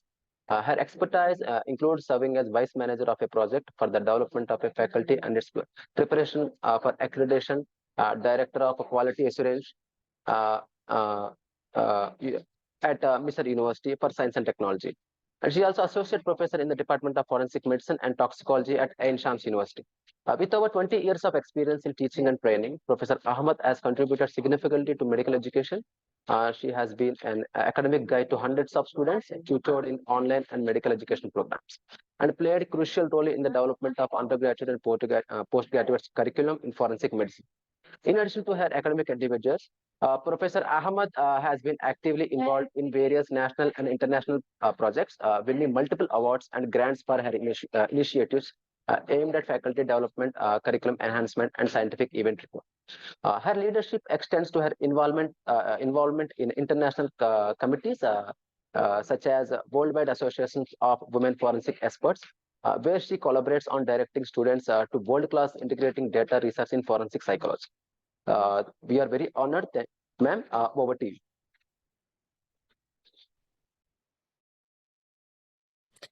Thank you so much for the amazing introduction. And I'll just put in a few words of introduction myself in a minute. But I just want to test my screen first that I can. Please, welcome. Yeah, hi. This is my screen. Start broadcast. Okay. probably now you can see my screen. Is that correct? Yes, ma'am. Yes, ma'am. Oh, you can? Okay, just one second. Let Just, me. it's about to share. Yes, ma'am. Okay, so now you can see my presentation, correct? Yes, ma'am. It's visible and audible. Okay, that is wonderful. Thank you. I'm so sorry, just one second. Yes, here it is. So let me just introduce myself a little bit, the updated CV, and tell you a very small bit about myself, in addition to the amazing things that were just said in the beautiful introduction, which I thank you so much for. But before I do that, I just want to thank Amity University for continuously inviting me back to be a part of this amazing faculty development program. Thank Professor Amarnath, and hopefully this will be an opportunity for me to continue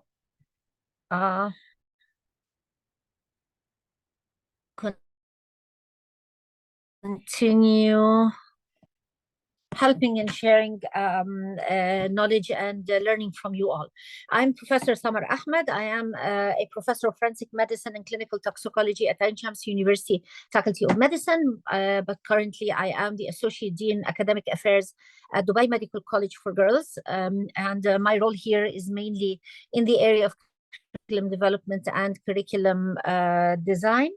And I'm currently a fellow of the FAMER Institute, which is the Foundation for Advancement of International Medical Education and Research in Philadelphia. I'm also a fellow of Advanced HE in UK, a senior fellow, and I'm currently as well a fellow of the Karolinska Institute Prize in Research in Medical Education.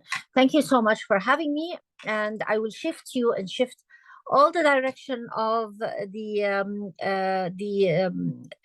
thinking now towards education and how we can actually start putting forensic in our undergraduate curriculum in a way that suits the advances that are happening in the curriculum development worldwide. Because we can see that there are so many changes happening worldwide in curricula, and how do we actually start implementing this in terms of design to have it reflect on the curriculum of the forensic medicine that we are all studying. Okay, so number one, we're all very sure that forensics is very important in the undergraduate curriculum, because you know what? It's important because it assists the legal system, and we have to have this kind of education happening in the medical curriculum in order for the medical professionals to become an assisting factor for the legal system. Also, it's very important because the only place where students get to learn how to identify causes of unnatural death is in the forensic medicine curriculum. Also, areas of drug toxicity and abuse are also taught within the forensic medicine and toxicology curriculum. When I want my students to have a little bit of a humanitarian touch and to engage them in humanitarian actions, also the forensic medicine curriculum is a good place for them to start learning that. And the most important thing is that I would like all medical students to become more evidence-based, and there is no better place to learn about evidence-based practice more than the undergraduate curriculum, the forensic aspect of the undergraduate curriculum. So number one, we agree that the forensic medicine curriculum is very important for undergraduate. The reason I'm starting by saying that, because many people are in the discussion of, do we really need to teach students forensics at the undergraduate level, or is it better to have this as a specialized training only in postgraduate? And having said that, and having spoken about this dilemma, I think we are all here, at least in this meeting, we are all here understanding the value of educating students about forensics in their undergraduate phase. Let me just ask you first, because the whole world is working towards competency-based curricula. Do we all know what a competency is? And why is the competency a little bit different than the objectives and the intended learning outcomes that we have always been used to working with when we are designing curriculum? See, the competency, it is a descriptor of the practice that a student needs to be able to do when they finish the program. But the thing is, it's a little bit more complex because it doesn't identify knowledge on its own, skills on its own, attitudes on its own. No, it's a combination of things that the student should be able to do when they graduate. And knowledge is a part of it, skills are a part of it, attitudes are a part of it, and they become a little bit more complex. So it's a complex descriptor of the things that students need to be able to perform when they graduate from the program. Why have I started by identifying the competency, what a competency is? Because the whole world is moving towards competency-based medical education, and even in India, you have just identified maybe, I think 2 years ago, the competency framework for medical studies. It's in India. So it's very important for us to take a look at how the competency framework as a whole should be reflecting on the forensic medicine curriculum that we are dealing with, and how will the forensic medicine curriculum feed into these competencies. Because at the end of the day, a competency framework will tell me that my student needs to be able to perform these sets of competencies when they graduate. Where does forensic medicine lie in them? To do that, let's number one, first try to identify what are the objectives, the proper objectives of any forensic medicine curriculum, and how, and then later on we will see how to involve those into the competency-based framework or the competency framework. So the first objective for any forensic medicine curriculum is to be able, for the student to be able to understand the legal system. We want our student to be able to understand the legal system. So they need to know the codes that are there, the laws, the practices. Also, issues that are related to doctor-patient dispute, the elements of euthanasia, consent and writing consent, negligence, and torture. When I teach students these issues in the forensic medicine curriculum, I am feeding a lot their understanding of the legal system. So the first competency that a student will need to be able to achieve after finishing the whole curriculum in forensic medicine as a part of the whole program of medicine is that the student will be a student who is able to understand the legal system. And I tackle those through a number of issues that we teach, as you can see, as you have just seen. The second thing, I would want my student to be able to perform examination as well. This is another competency that I need the student to graduate with. And doing that, in order to be able to do that and to understand how post-mortem examination happens and also to perform post-mortem examination, I will tackle this through teaching a few issues for the undergraduate medical curriculum. I teach the death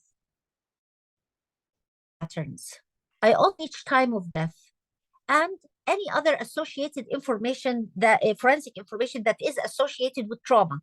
When I teach these issues, students by default, they start learning how to do post-mortem examination. So this is the second competency that I will need. I will also need my students to be able to do injury analysis. Injury analysis is something that is very important. And the importance of this is not just for those students who will graduate as forensic practitioners, but rather also the students that will become the first line that meet patients and victims in the hospitals or maybe even in the morgue. The idea is that they need to be able to take a look at the injuries and identify the different types, understand the cause of these injuries, and also understand the mechanism by which they happen. And the reason for this is that the primary medical report that comes is the first thing that any law enforcement agency gets. And it kind of sets the brain towards whether or not this is something accidental, whether or not there is a evidence of foul play. But take care, people who write these primary reports are not forensic practitioners. They are the general practitioners that usually meet the victim at first hand. So we need to make sure that there are no issues like this that are apparent in the papers of the legal papers that later on set unrealistic expectations for the judge. And we have to understand the judges are not medical. So it's important to be able to align the thought process to what is the real existing and injury analysis. Also, like my students, be able to do toxicological examination when they graduate. And here I do this by teaching different types of drug and chemicals that victims might be exposed to. I also effects of these drugs, and I also teach them methods of detection. And this is the the toxicology aspect of the forensic curriculum that we always teach. A very important thing is that I would like my students to understand and know how to become experts at giving expert testimony. Why? Because they will be required to give this at one point of their medical career. Number one, when I teach methods of testimonials and how testimonials are given in the court, or how experts are retrieved to the court to give their testimony, it's important for students to understand this. It's also important for them to understand the importance and the value of giving expert testimony. This is not something that is minor. It has a lot of what do we call it, attitudinal aspects and hidden curricula. You need to be able to teach your students that this is something that is a responsibility, and that there are different methods to give your expert testimony, and each one of them carries specific responsibility towards the victim, towards their parents, towards their families. So it is important to have this subset somewhere in our forensic curriculum. We also all teach this medical ethics and professionalism. It goes into our forensic curriculum. And take care, usually when we say competency, medical ethics and professionalism, it's a big competency. And many curricula feed into this competency, not just forensic, but forensic, we do teach a great share that feeds into this competency. What do we teach that feeds into this? We teach ethical principles. We teach confidentiality and other types of principles, the four main principles and other additional principles that are out there. But we also teach the value of taking ethical principles and professionalism into account when conforming to proper medical practice. So these are the issues that we teach in the forensic medicine curriculum that feed into the competency, which is what medical ethics and professionalism.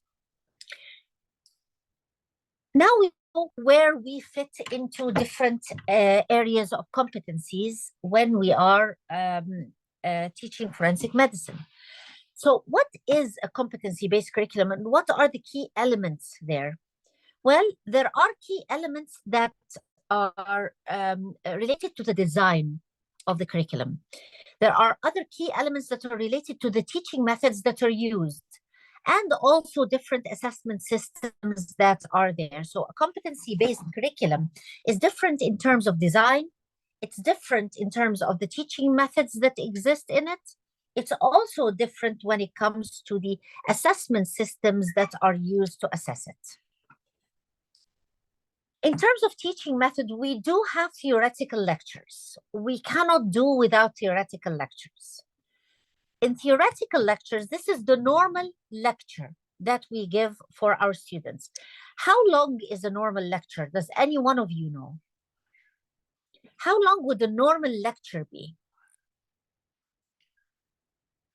Is it 2 hours? Is it 3 hours? Okay, so I cannot follow the chat, unfortunately, from here. So if someone can help me out with this, this would be great.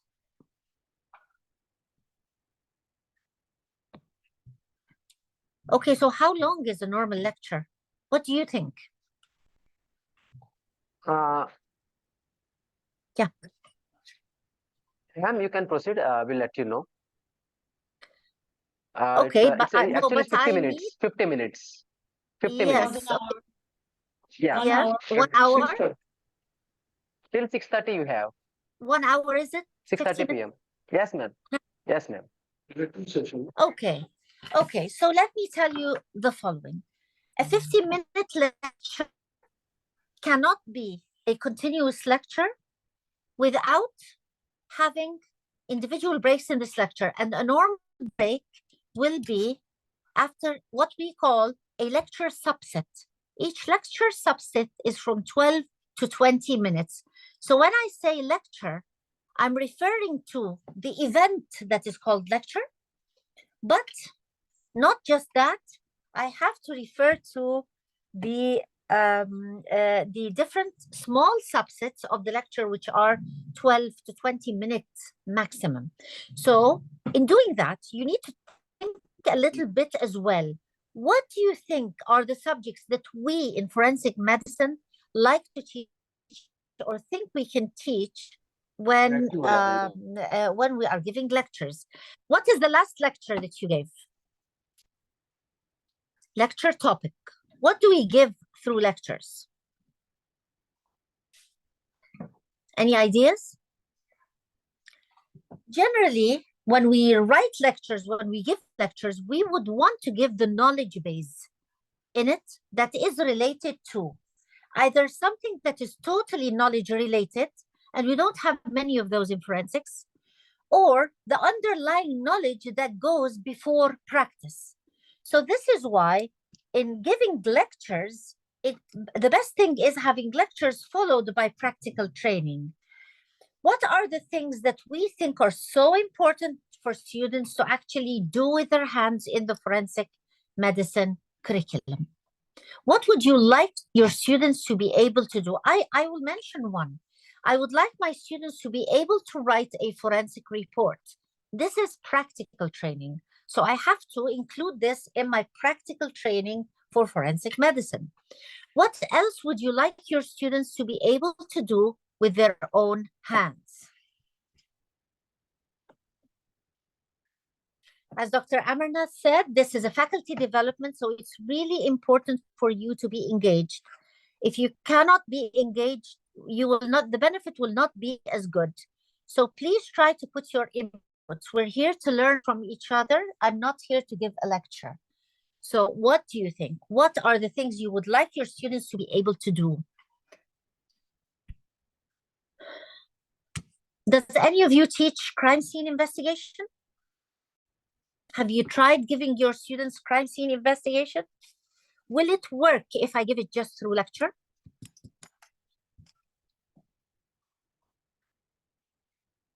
No, ma'am. No, it Okay. won't. It's Of very course, practical. excellent. It needs practical. Anything else you think that needs practical? Do we teach this section? Will students learn if I give them this section without actually doing it in the somewhere, maybe experimental in the lab, anywhere? But we don't do that. We just teach this section in a lecture, and that is really problematic. But sometimes it's very hard for me to continue giving lectures because, you know, you can all feel lectures are exceptionally boring. So I'd like to introduce more methods of teaching. Like, for example, I give students case studies. I give them workshops. Why do I do that? I do that because I want to promote critical thinking and decision making.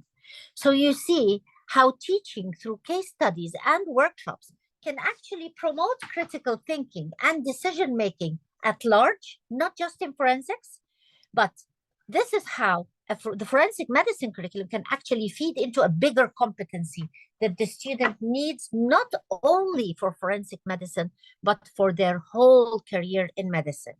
So we can use case studies when we are, for example, discussing a forensic report. This is how we use case studies.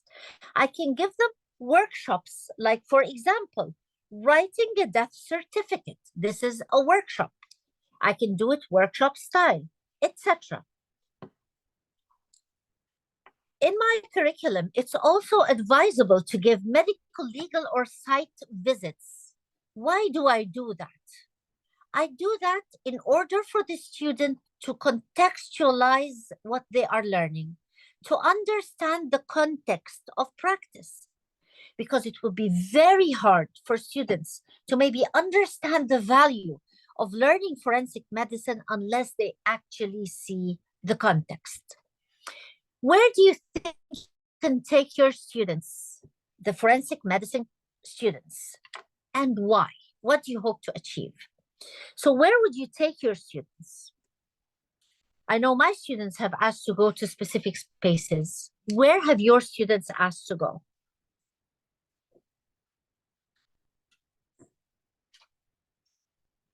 Doctors, faculty, you've all taught forensic medicine.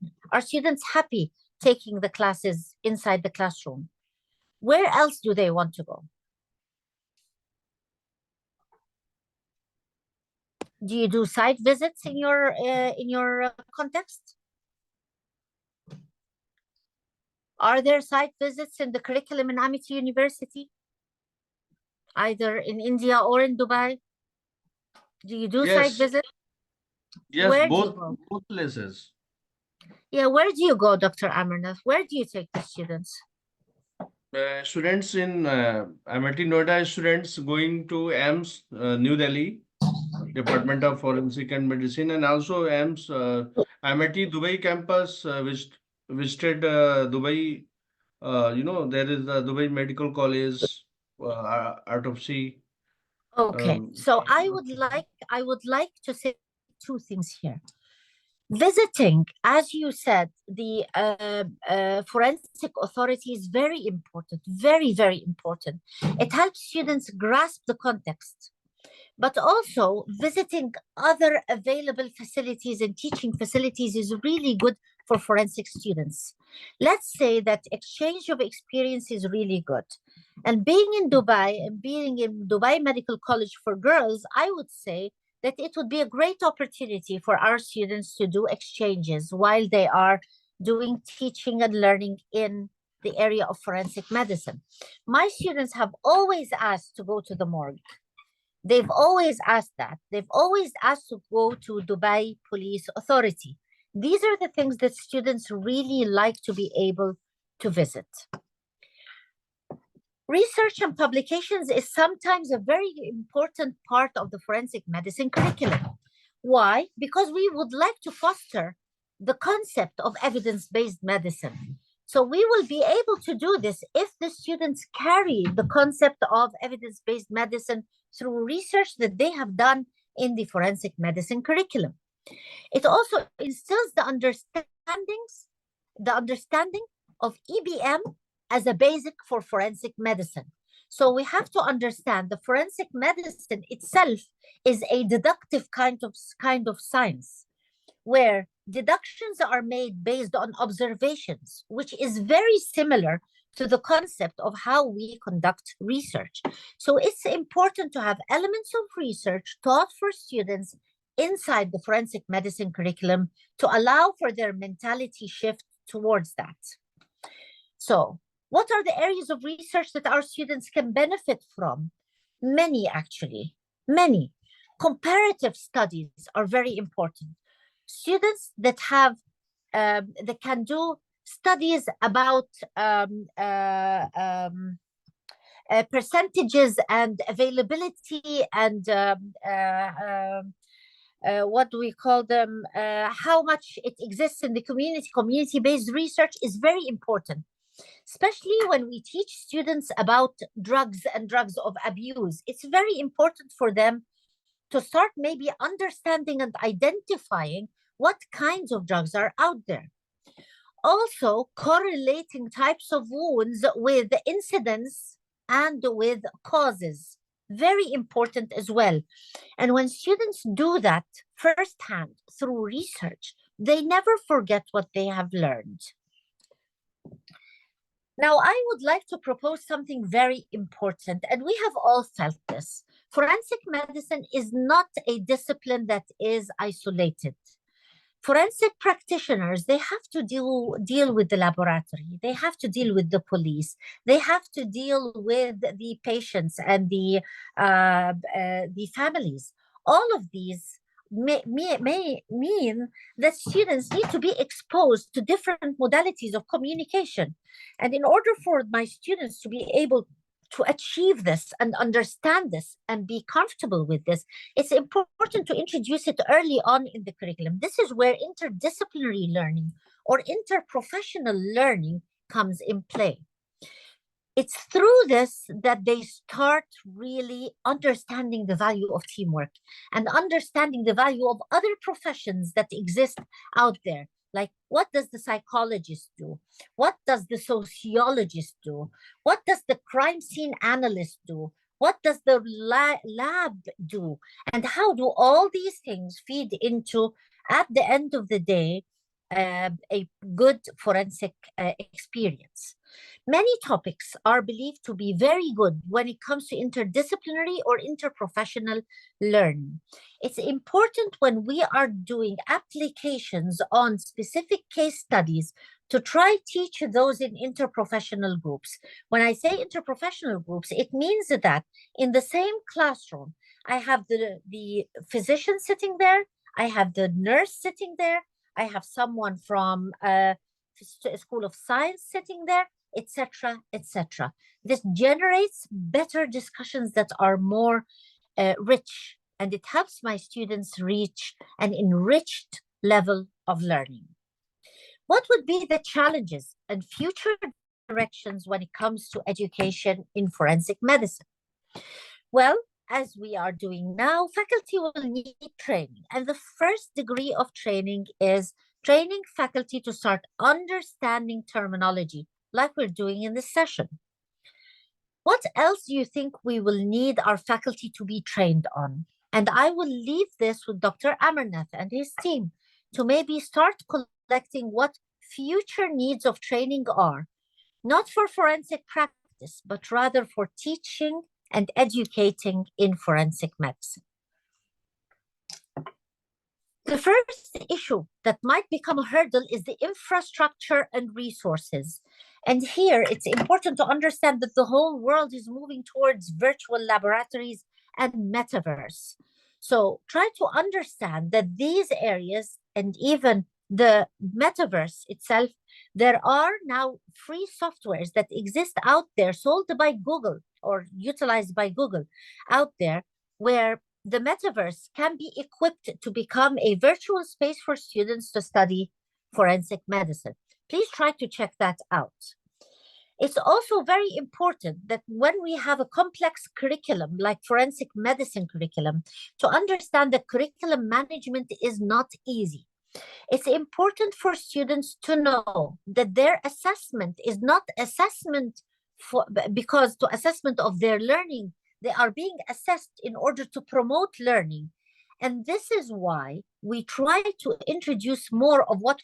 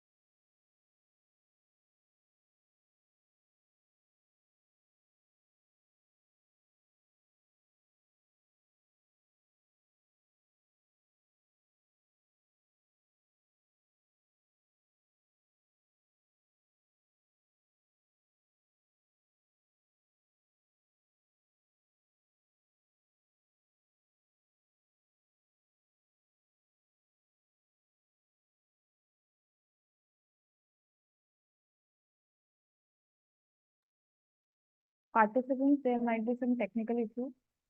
Please wait for some time.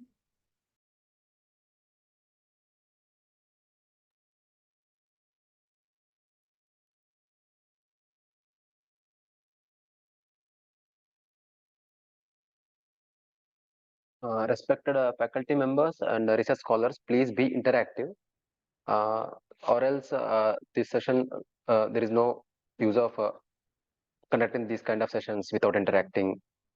So, and also please bear with us since we are taking attendance for each session. So kindly note.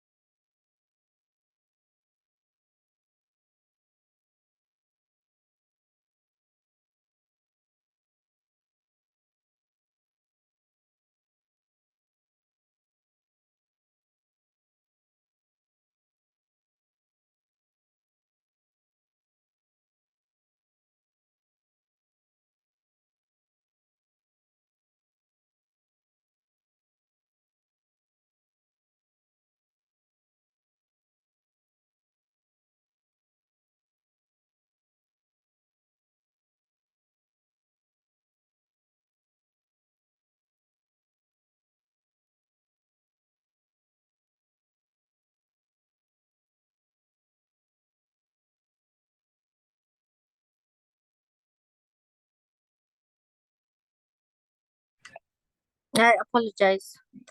Thank you so much. Thank you. I finished. If there's anything or any questions, I'm all ears.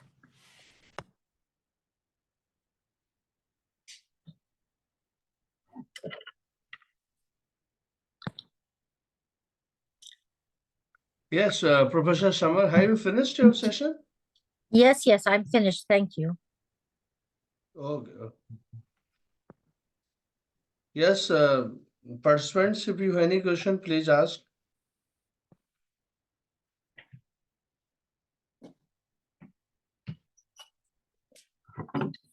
Participants, if you have any queries.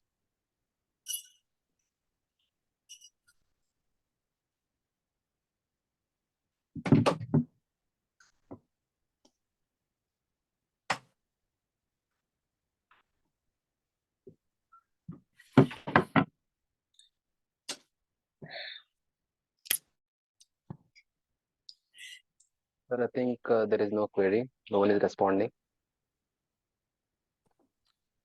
Okay, thank you. Thank you guys so much. Thank you, ma'am. Thank you.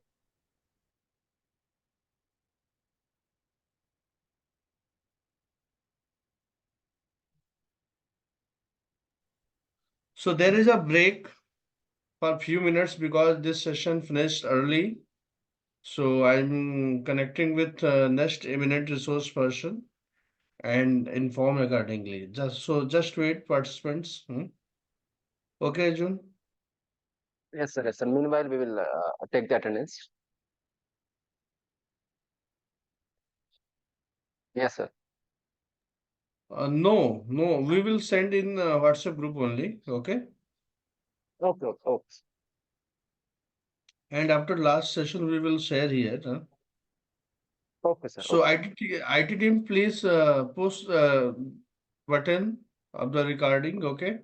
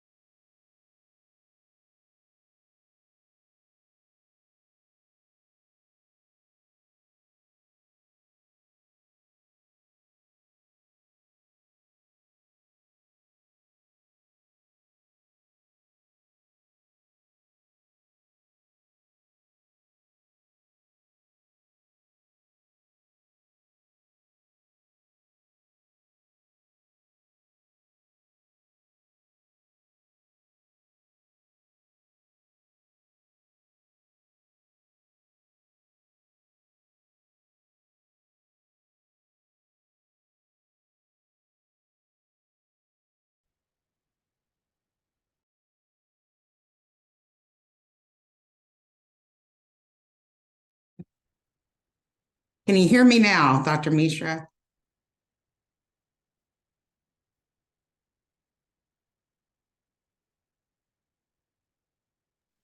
Yes, thank you. Thank you for coming in time.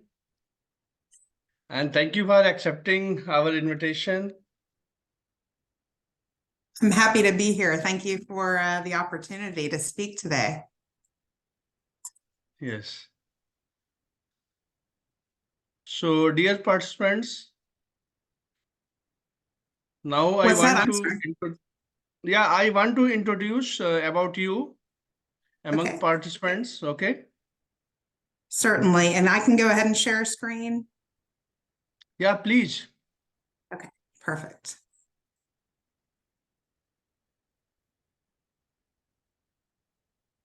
All right, thank you. Yeah. So, dear participants, now I want to introduce our next eminent resource person, Dr. Pamela Marshall. Dr. Pamela Marshall has been involved in the field of forensic analysis since 2002.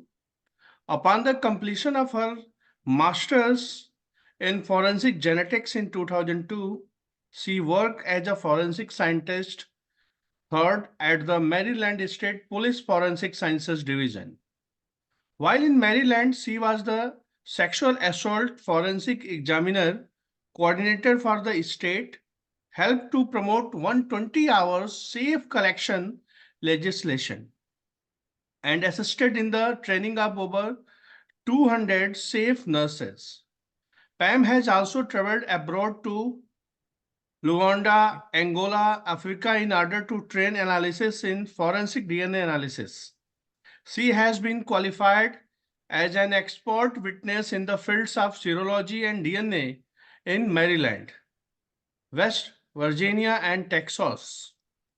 Her dissertation was titled Improved Tools for the Robust Analysis of Low Copy Number and Challenged DNA Samples, leading to her graduation with her doctorate in 2014 under the guidance of Doctors Bruce Budole, Art Ensberg, Ranajit Chakravarti, and Angela Van Dahl. She also holds an additional Master's of Science degree in Biomedical Science from the University of North Texas Health Science Center. From 2014 to 2018, Pam served as the director of the Forensic Science program at the Southern University of New Orleans, a public historically black college and university. While at SUNO, she created a state-of-the-art forensics laboratory for hands-on research and experimentation. She has received numerous grants as well as partnered on research projects with other faculty and students. In July 2018, Pam became the director of Forensic Science and Law program at Duquesne University, the nation's only FEPAC accredited entry-level master degree program in forensic science. Pam has extensive graduate and undergraduate teaching experience in the forensic discipline of serology, DNA, and microscopy. Her research interests include low copy number DNA, human and wildlife DNA identification challenges, nanoparticle technology, pressure cycling technology, and PCR enhancement. So we are very happy to find you among us. Okay. So over to you, Dr. Pamela, for your plenary session. Thank you so much, Dr. Mishra, for having me today, and thank you to Amity University for the opportunity to be speaking with you all today as we kind of really start this holiday week as we prepare for holidays. I'm joining you from Texas today, not Pittsburgh, so I'm a bit early this morning, an hour earlier here in Texas, but having a great time to be with you. When I first spoke with Dr. Mishra, we were talking about what the title of this presentation could be today. And so I kind of went back and forth in my mind, but really want it to be about meeting students where they are currently and kind of trying to answer some of those difficulties with this next generation to make them more resilient moving forward.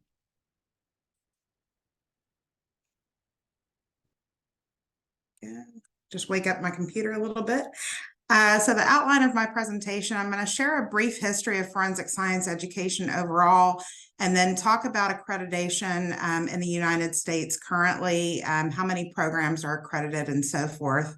Talk about how we're bridging the gap or trying to address the gap between forensic education and getting our students to the crime laboratory as new trainees. Talk about the challenges of today's forensic science students. I'm sure everyone, it's a global concern with where we are meeting our students. And then also meeting students where they are and kind of concluding there. And I'm happy to answer any questions at the end of this presentation.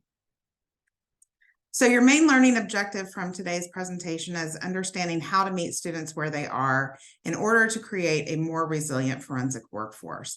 As professors in forensic science, we're all getting older. And so I think part of our legacy is making sure that we're leaving the forensic sciences in better hands ultimately. What was interesting is when I was first setting up this presentation, I've presented at the Northeastern Association of Forensic Scientists this year, as well as the International Symposium on Human Identification. And as I was creating some of the presentation slides for this back at the end of last year, this article happened to come out based on a meeting from the American Crime Lab Directors presentation here in Austin, Texas. And it was titled 3 Takeaways from Forensic Managers. Their first kind of takeaway was that forensic lab managers are disenchanted with forensic education overall, and that the forensic lab managers in our key labs here in the States don't really care whether or not they're hiring graduates from accredited programs, which is of a concern if you are a forensic educator in one of these accredited programs. But the article went further to say that the applicants just aren't prepared for the job, regardless of what education programs they're coming out of. The educators have no experience. Now, I would probably choose to disagree with Max on a few of these points. But based on some of this article, we were really trying to get to the burden of fixing this connection between forensic education and the profession. The second bit from this article stated that hiring good scientists is really, really hard. And I don't think that that's an American problem. I think that's a global concern, right? That it's just really hard to find good scientists that are prepared these days and that are ready and willing to face the challenges in a forensic laboratory setting. And then ultimately, again, meeting students where they are, really trying to hit this idea of critical thinking skills. So how are we developing our students to really embrace this idea of critical thinking and this holistic approach of answering the need for a criminal case?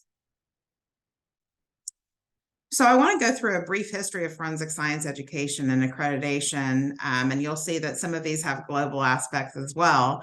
The first academic program in the world for forensic education was in 1902, so about 121 years ago. The first academic program started in Switzerland, of all places.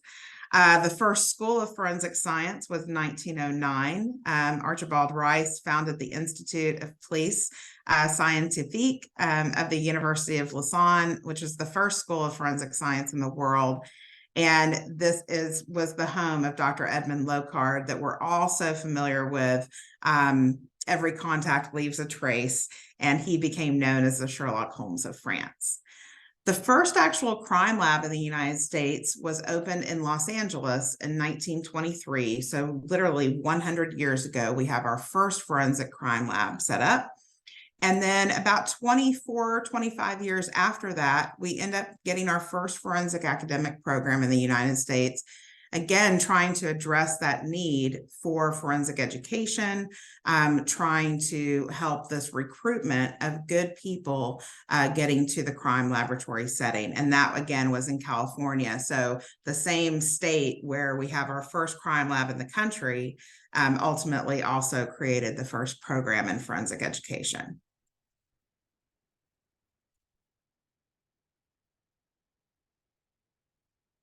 Sorry about that. So forensic science education in America, pre-2000, historically, our programs tended to be very small, embedded in a criminal justice, chemistry, or biology department. So if you were part of a pre-2000 group and you wanted to become a forensic scientist, your opportunities were really trying to get a bachelor's degree or a master's degree in one of the harder sciences. Criminal justice really has historically, in our country at least, prepared police officers and more of that contingent instead of the scientists that sit at the bench. 9/11 had a great effect on our country in terms of not only seeing that we had this huge mass disaster event, but that we also had a real need for forensic education training in this country. We were faced with human ID efforts for approximately 3,000 people. And so we then started to see a real surge in forensic education programs. And as Dr. Mishra kind of went through my biography today, I am kind of born out of this 9/11 era. I graduated with my master's in biomedical science in 2001, and then my forensics degree in 2002. So 9/11 had a great effect on me moving forward into the forensic industry. Then we started to see this surge of true crime and crime shows in our country as well. We had the CSI effect. And so CSI really kind of was like a program that really started to draw interest, made science fun again. And then we started to really see again more growth in forensic education programs across our country. And then we started to see it globally as well. So in the States, forensic education today, we do have accreditation available for forensic programs. But right now, there's only about 30 that have undergraduate accreditation and only 21 with a graduate accreditation. But there's about 250 programs across our country. And so we're really trying to look at why are only 50 of 250 programs accredited? Why aren't more programs accredited? Are we making some of those standards too strict? Is it hard to get some of those qualified faculty to be a part of those programs? Is it a financial burden? Because it is very expensive to become an accredited program here in the States.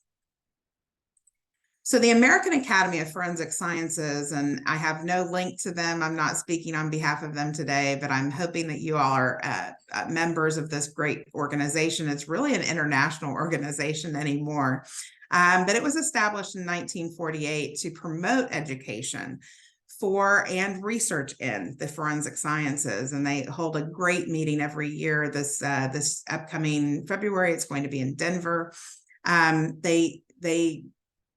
Again, were created to encourage the study, improve the practice, elevate standards, and advance the causes of forensic sciences. They really wanted to promote communication, help organize these meetings for all of us, reports, and other projects for the advancement, for the advancement of these and related purposes. Now, again, right around 9/11, we had in 1999, the National Institutes of Justice had a forensic needs assessment, forensic education needs assessment, where they really started to look at how are we training this next generation? And this was already a generation ago. And they called it immense. It was an immense undertaking in order to create standards from a university perspective on how are we raising this next generation? Do they have the skills necessary to be successful, not only in terms of academics, but also do they have those skills necessary to communicate that as an expert witness in court? And do they have those needs of really learning how to take care of themselves mentally when dealing with some of those harder aspects that we deal with as forensic scientists? So the NIJ helped to establish national standards for education. They're the ones that really started to create FEPAC, which is this accrediting system for forensic science education programs here in the States and abroad. Again, we had a technical working group for education that was created in 2001. They devised sample curriculums so that any university offering a forensic program could have some kind of sample idea of what these programs are supposed to look like. And again, this all got published in a report in 2003, which was entitled Education and Training in the Forensic Sciences, and became a guideline for labs, educational institutions, and students who were really looking for a firmer foundation in the forensic sciences moving forward. And then finally, we had FEPAC accrediting body form in 2002. It does stand for the Forensic Education Programs Accreditation Committee. And they really started to explore, again, those same types of issues. How do we create and devise standards, making sure that the faculty are there, that the university has the resources available? Do they have enough faculty? How are the students learning? What are the classes going to look like? And is it going to be an undergraduate degree or a graduate degree program? They became official in 2004 and awarded their first accreditation in February of 2004. The program at Duquesne was accredited in 2009. So shortly after, you have to graduate 2 groups of students before you can be accredited. And Duquesne's been accredited since that time in 2009. We're actually getting ready to go up for reaccreditation this upcoming year. And it is quite an undertaking to be accredited. It's you have an on-site visit by 2 different individuals, one who's an academician and one who's a practitioner in the field. And again, they're doing a thorough review of your program.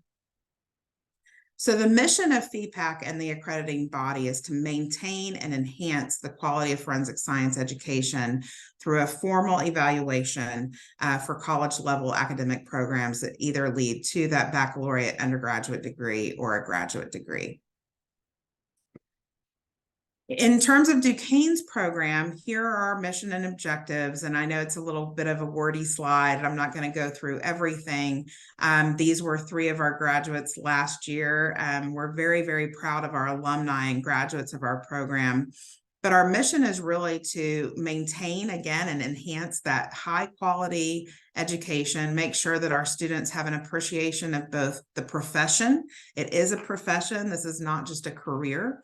And as well as bias, ethics concepts, giving them that understanding of the connection of forensic science with the law, helping them to understand their role as expert witnesses, and who defines evidence coming into the courtroom.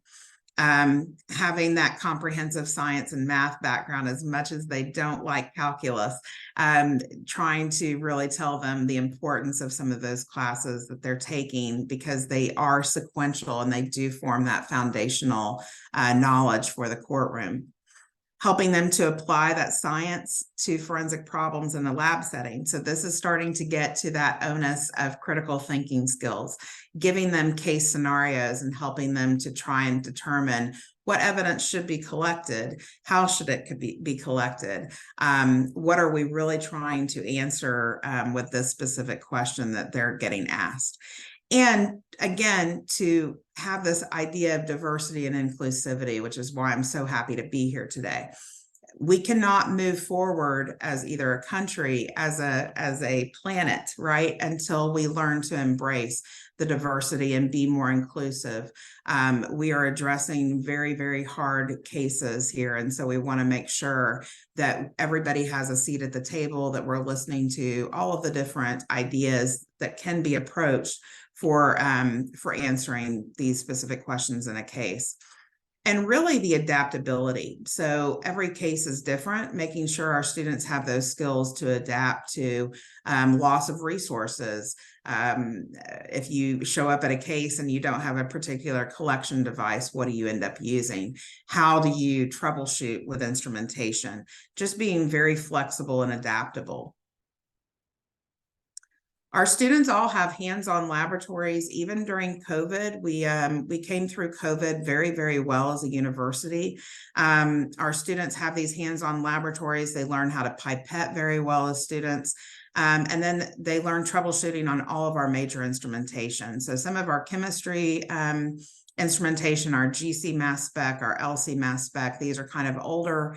And so the students all get very good troubleshooting knowledge on that instrumentation, as well as DNA sequencing, fragment analysis, interpreting a DNA profile, and microscopy and more. So pretty much every laboratory that you can think of in a forensic setting, we have that laboratory at Duquesne. We also require research. So research is a component of our accrediting body. I tell my students all the time that research is so important. It's why we're still continuing to identify people who were lost on 9/11 over 20 years ago. And so our students really love this idea of being able to perform research in the hopes that they will end up getting a publication in the field. Really helps them a lot, gives them additional hands-on expertise on these instruments. And then they do have a required capstone. So they have either a manuscript or a publication as part of that research. This is one of our students from a couple of years ago. She has published in the field. She had a very interesting article on clonazepam intoxication that led to death. So Kaylee has done very, very well after graduation. We also work in a cohort model. So we have found that this works very, very well for this next generation of students. They really like this peer support network. In fact, we have talked to a lot of laboratories here in the United States where we have really told them if they're hiring to hire at least 2 people at the same time, because that gives them that peer support right from the initial first day on the job. Somebody to kind of bounce ideas off of, somebody that's in the same place that they are, you know, they're wearing the same shoes at the same time. We also stress the importance of both oral and written communication. The ability to write is so necessary in all fields, but particularly in a field where you have to document everything. There's not going to be anything where you can go back to a scene and redocument. You have to document so well and successfully the first time you're there. You also have to have great oral communication skills. You have to be able to talk to a juror. You have to be able to talk to prosecutors, defense attorneys, police officers. And in a lot of lines of work, you have to talk to the victims' families, which is one of the hardest pieces of the job. So we really put and embed assignments in every single forensic class that gives them the opportunity to both present orally and also do some type of writing assignment. Again, I've already mentioned the hands-on laboratories. We also stress the importance of ethical work and integrity, transparency, honesty, and really in the States, and I think that this is a global from Dr. Ideal Dror, who I have had the honor of meeting and working with. He has really kind of taken the idea of bias and making sure that we're minimizing bias as much as possible really, really far. And so we do a lot of classes at Duquesne on this idea of bias. This generation is also pushing more for mental wellness. They want to know that they're going to be taken care of. And I did see this in the program, Dr. Mishra, for later this week, I believe you are going to have some talks on wellness and making sure that, you know, we are taking care of ourselves and finding healthy outlets for some of the trauma that we see on a daily basis. It's so important. And this generation we have seen is really pushing for, you know, a work-life balance as well as some of those wellness approaches. We also embed a mock testimony course. We want to make sure that our students fully embrace this idea of having to take a stand. We don't want anybody to graduate from our program and not have at least one opportunity to kind of get put on the hot seat, right? We don't want anybody to walk out and say, I didn't know that this was going to be a part of my career. I didn't realize the pressure of having to take the stand. Put your students under that pressure while they're students with you, because that's really going to help them have the opportunity to see what it is like as much as possible. It's not going to be truly realistic, right, until they're fully qualified and trained as analysts, but it gives them a sense of what the job expectations are. We also have a great study abroad experience for our students. This picture is some of the young ladies that went with me 2 years ago to London and Scotland. We have a 3-week course on the history of forensic science. So that opportunity of being able to travel abroad and learn about the legal system and criminal justice issues in other parts of the world was really important. So now, how do we bridge this gap between forensic educators and making sure that we have prepared them for the crime laboratory? So we started to really look at forensic education and how do our goals align with laboratory needs. And some of this, again, comes down to communication. Are we communicating with all of the stakeholders? Are we talking to crime lab directors? Are we talking to the hiring managers at these crime labs? And again, I think we do a pretty good job, at least at Duquesne and as part of these accredited programs. But these are some of the takeaway points for you all today, right? Do our students have an appreciation of both the profession and the ethical concepts with regards to being a forensic scientist? Do they understand the connection between the science and the law? Do they have that comprehensive science and math background? Can they apply scientific principles to actual forensic problems? And have they experienced this broad, diverse nature? Are they going to conferences? Have they become student members of some of these organizations? Do they have an appreciation of not only the history of the forensic sciences, where we've come from, right? But also the advances and changes in the field, which are so necessary to continue to drive forensic science into the next generation. And how can they adapt? Do they have the skills necessary to adapt to those challenges? So we look at the forensic stakeholders, right? We are educators. I'm an educator. We look at the crime labs, the hiring managers, quality assurance managers. We have a number of different standards now: ISO, ANAB, OSAC, FBI.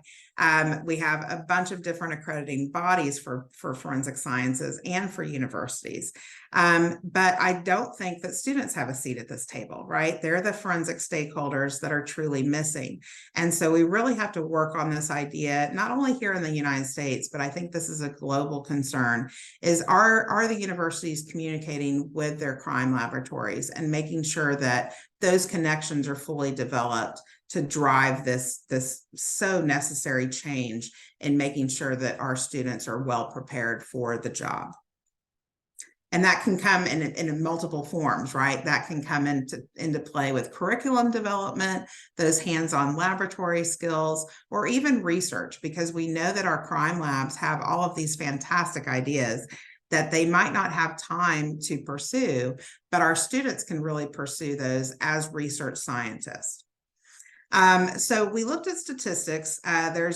There's about 14,000 full-time employees in 2014. So anytime I see a parent at a prospective student meeting to become a student in the forensic sciences, I typically always say this is job security. I think all of us are in this field where we obviously love what we do, but there's always going to be crime, right? There's always going to be a need for forensic scientists. And so this kind of really drives this point home. We're dealing with a massive amount of employment in this country alone. And so there's a lot of jobs to be filled. A lot of people are retiring here in the United States as well. And so are we really meeting that need? We have about 409 forensic labs in our country, and 88% of those are accredited labs. And then nearly all of them were of the state-based labs were accredited by 2014, so just under 10 years ago. So really, again, my colleagues and I were really looking at this pipeline of getting our students prepared from the education side over into the workforce. And as I have talked to my friends around the country, and I'm sure you all see these challenges as well, not only recruiting them, so getting them in the door, passing those very necessary background checks, but then retaining them. I've talked to some colleagues where they've put so much, they invest time and money into a student or a new hire. They stay for 2 years, And then they're so disenchanted with the forensic sciences. Either their educators were not transparent with them about what the job was going to entail, or they are just not resilient to deal with what the day-to-day job is like. And so that's where some of these challenges come in. Are we preparing them not only to be recruited, but to be retained by those laboratories? So forensic science experts are really urging, again, this increased communication. I think 99% of the world's problems come down to communication. Forensic sciences is not alone in that idea, right? But we really need to make sure that we're communicating, again, with all of those stakeholders. And we have to make sure that we're including our students at that table. The American Society of Crime Lab Directors, Henry Maynard from ASCLD actually designed a program a number of years ago called LEAP. This is the Laboratories and Educators Alliance program. This really helps with both research, internships, making sure that we are having that communication across the stakeholders. I would also say this is not contingent on just US and American universities. Amity, Amity University, any university that any of our participants are from today, reach out to your laboratories that are close to you. Reach out to labs for opportunities for your students to do internships. If you're working in a lab and you're a participant on this presentation today, share your documentation. What does your training program look like? Is there a way that we can try and address some of that training at the university level to offset the burden for you as a trainer in the laboratory? And again, that lab training alignment, making sure that our students, if they're working on projects, they can validate your instruments, they can support your lab. It's free labor. My students get unpaid internships, but they're grateful for those opportunities to be a part of the amazing work that everyone contributes to as a forensic scientist. So I want to kind of switch gears a little bit and just talk about today's student. What do they look like? We are definitely in a post-COVID environment. And so what do our students look like today? I typically have some forensic frames of reference, right? And I'm going to age myself on this presentation today. I'm hoping everybody on the call knows who O.J. Simpson is in this country. This was the crime of the century. It was a case from the mid-1990s. But my freshman class was born in 2005. So they really don't have a reference on who O.J. Simpson is and what were the problems with that particular case. And so they really don't have an understanding of some of the historical pieces that some of us have in the field. We also really are transparent with them moving beyond CSI, but they still don't get it until they're in our science classrooms. They want to think that it's an easy color change test and they don't need to know all the theory behind it. Or they think that they're going to be able to be a generalist, right? And do everything. They're going to collect the fingerprints. They're going to look at the firearm. They're going to do the DNA. That's not how forensics works anymore. We have very specific jobs and tasks that are required of us and separate expertise that's so necessary. Telling students that science is hard. It's not for everyone. It's not for the faint of heart. Science is hard, and it's going to be a hard process. If it was easy, everybody would probably be a forensic scientist. And we're seeing this great wave. Our students kind of recruit easily in our program at Duquesne because of all the podcasts, true crime. Everyone right now wants to be a forensic scientist, right? And I'm sure you're seeing that globally as well. But not everyone's going to be successful because, again, you're looking at these frames of reference and what the student thinks that this job is compared to what it actually is.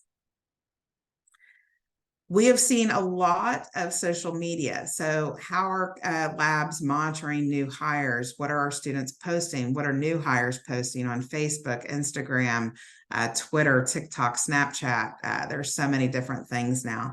Looking at drug use, so both illegal and legal. Even though marijuana has been legalized in several states in this country, it's still not legal on a federal level. So really helping students to understand that if they want those coveted federal positions, they really need to watch drug use in any way. And then finally, getting to the crux of this is meeting students where they are. So I kind of want to go through some generalities of the strengths of this next generation and weaknesses and how we can address that. This is Sylvia. She's one of our current graduate students, and you can tell she's so happy to be in the lab and doing research. But what are some strengths of this next generation? So keep in mind, they are the digital computer age. These students have grown up with technology from the day they're born. They have a cell phone that they're playing with in their hands. And so really kind of capturing that, they have that expertise. Using that, making them part of the laboratory family by giving them more tech savvy work to do, right? If you want to update any of your systems at all, your LIMS systems, this next generation is perfect for that type of work. They're extremely innovative. The ideas that this generation brings to me for possible research projects is just outstanding. They have ideas for making things better, making things more efficient. So really try and hone in on those various skills that they have. They are global. They're very diverse. They are very inclusive. They are the voice for the voiceless. And so really making sure that the students, that your new hires really can capture those particular strengths is really going to help you. Now, they are also very independent. And this can go both ways. I've talked to Crime Lab hiring managers and directors, and they are very independent. They could stay and work by themselves in a cubicle, but is that really what you want, right? You want them to be also a part of that team and know how to be a team player and work with other individuals. So independence, you can walk the line of it being a strength or a weakness. And then that's the same with confidence. We really see overconfidence. And these students, they feel very well prepared for the job. And so when they are kind of taken down a notch when they get to the crime laboratory setting, whereas they maybe they make a mistake in the training period, how are we addressing that mistake? These students don't like to make mistakes. They don't like to fail. And so making sure that we are making sure that we're taking care of their mental health when they make that mistake, helping them be more resilient. Any of those things that we can do will really help them. They are extremely adaptable. And again, this is one of the goals that we want the future forensic scientists to have, is to be adaptable. They're already there. So making sure, again, that we are highlighting that as one of their key strengths. They are also resilient. This is the generation that made it through COVID. Many of them didn't have a high school prom or be able to go to the movies or talk to their friends in a face-to-face setting.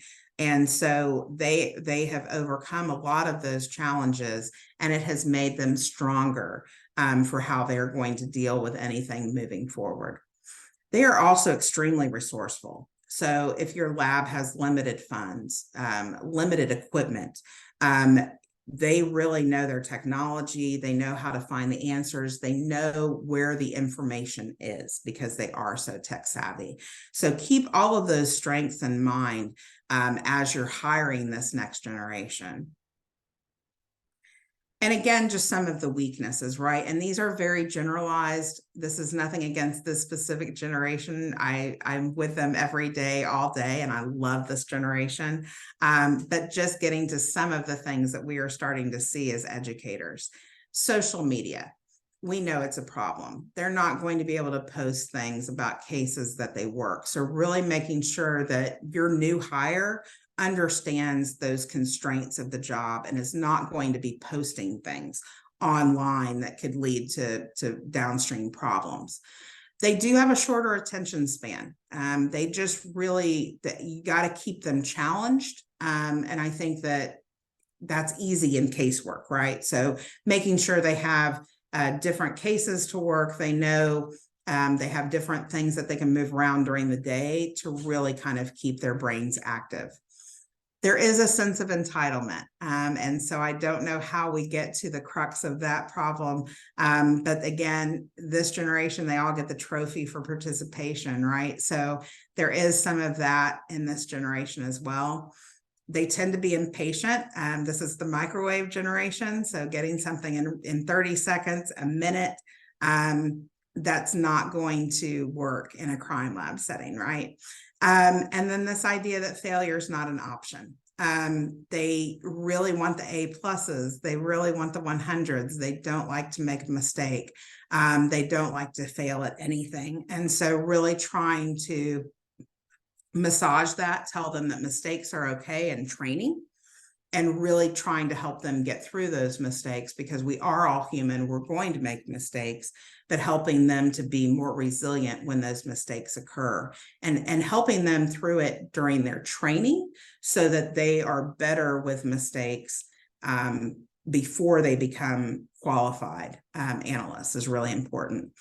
And then this idea of being a team player. So making sure that your team feels like a family. I've heard a lot of people say here in our country, at least, that they're hiring for a good fit, a good personality fit over the science, because they know that they can train the science piece, right? But you can't always fix personality. So getting to this idea of, are they socially isolated? Are they always on their phone? Or can they really hold a conversation with a coworker? So as educators, we kind of take this Play-Doh, we mold it, we take this raw material, and we're trying to turn it into something that looks like this, right? Something that's going to be this great scientist overall.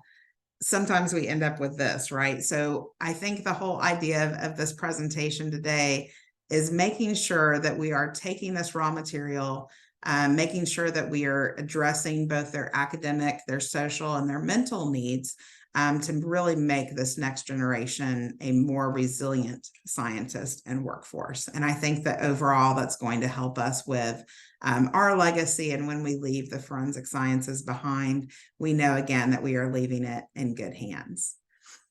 What does this next generation expect from the career? And so we did some surveys at Duquesne with some of our graduate students.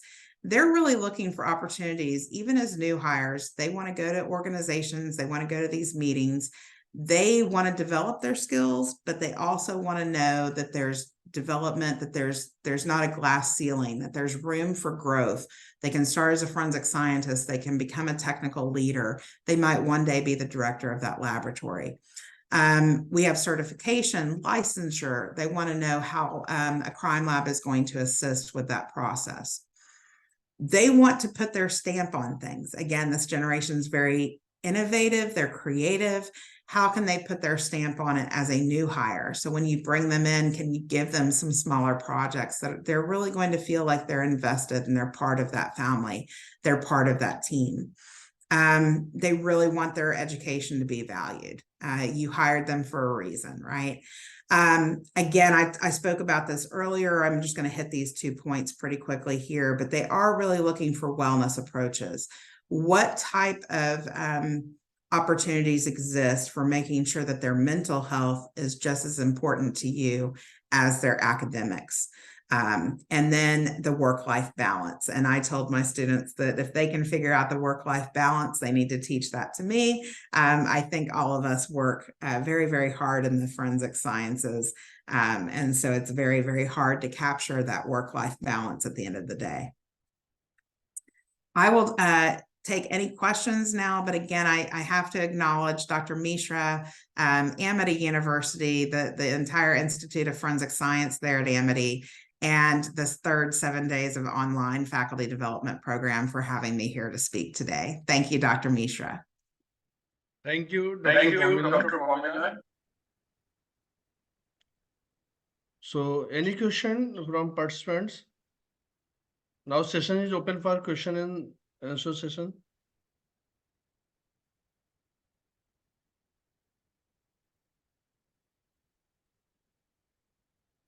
And I also have my email on this. I have my email on the screen as well, if you want to share that. And so if anybody wants to reach out to me, I'm happy to answer any questions that way as well. Yes. So dear participants, you can write down the email ID if you have any question related to forensic science programs, accreditation, or anything, you can ask from Dr. Marshall. So thank you so much for accepting my invitation. From last two FDP, I tried So, Yes. but you were busy. It's, So I no think we're issue. all busy. Yeah. So thank you once again, and Thank you have a again. great day. Have a great day, and wish you advance happy Merry Christmas and Happy New Year. Thank you so much. I wish all of you a happy holiday. And again, please don't hesitate to reach out if you have any questions that I can answer. Hopefully this was of some benefit to you all today. Okay, thank you. Thank you. So, in last we, I want to conclude the program, today's session, along with vote of thanks. So, today there was four eminent resource person, Dr. Goswami, Dr. Krishnamurthy, Dr. Samar Ahmed, and Dr. Marshall. So all sessions was very insightful, excellent, and you can say there you get much knowledge about accreditation, about forensic medicine program, about law and forensic justice, and more. So thank you to all eminent resource person of the day. I want to thanks Honorable Vice Chancellor of Amity University, Uttar Pradesh, Dean Dr. Sunita Ratan, ma'am, organizing team, Ms. Shrutika Shingla and Mr. Arjun for cooperating me for smooth conduction of today's session. IT team, thank you so much, everyone. Now, Shrutika, you can share the today online attendance and feedback form, and same we will share in dedicated WhatsApp group. So thank you all of you. See you tomorrow at 2 p.m. Indian Standard Time. IT team, you can close the meeting after 5 minutes. Okay, sir.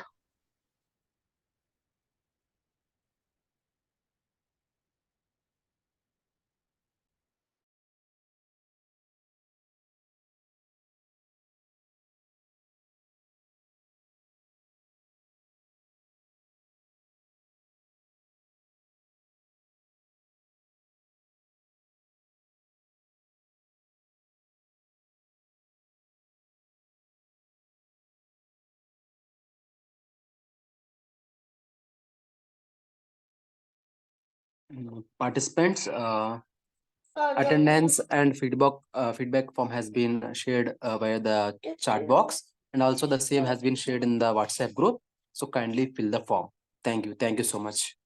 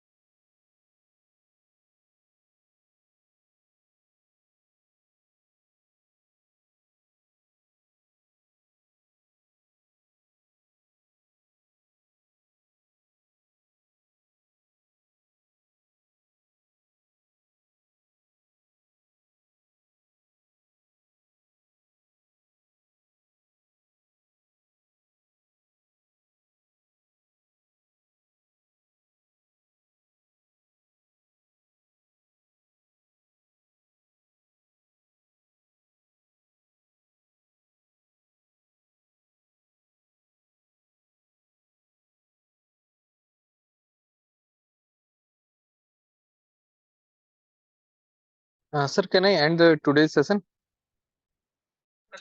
Yes, sir, you can end.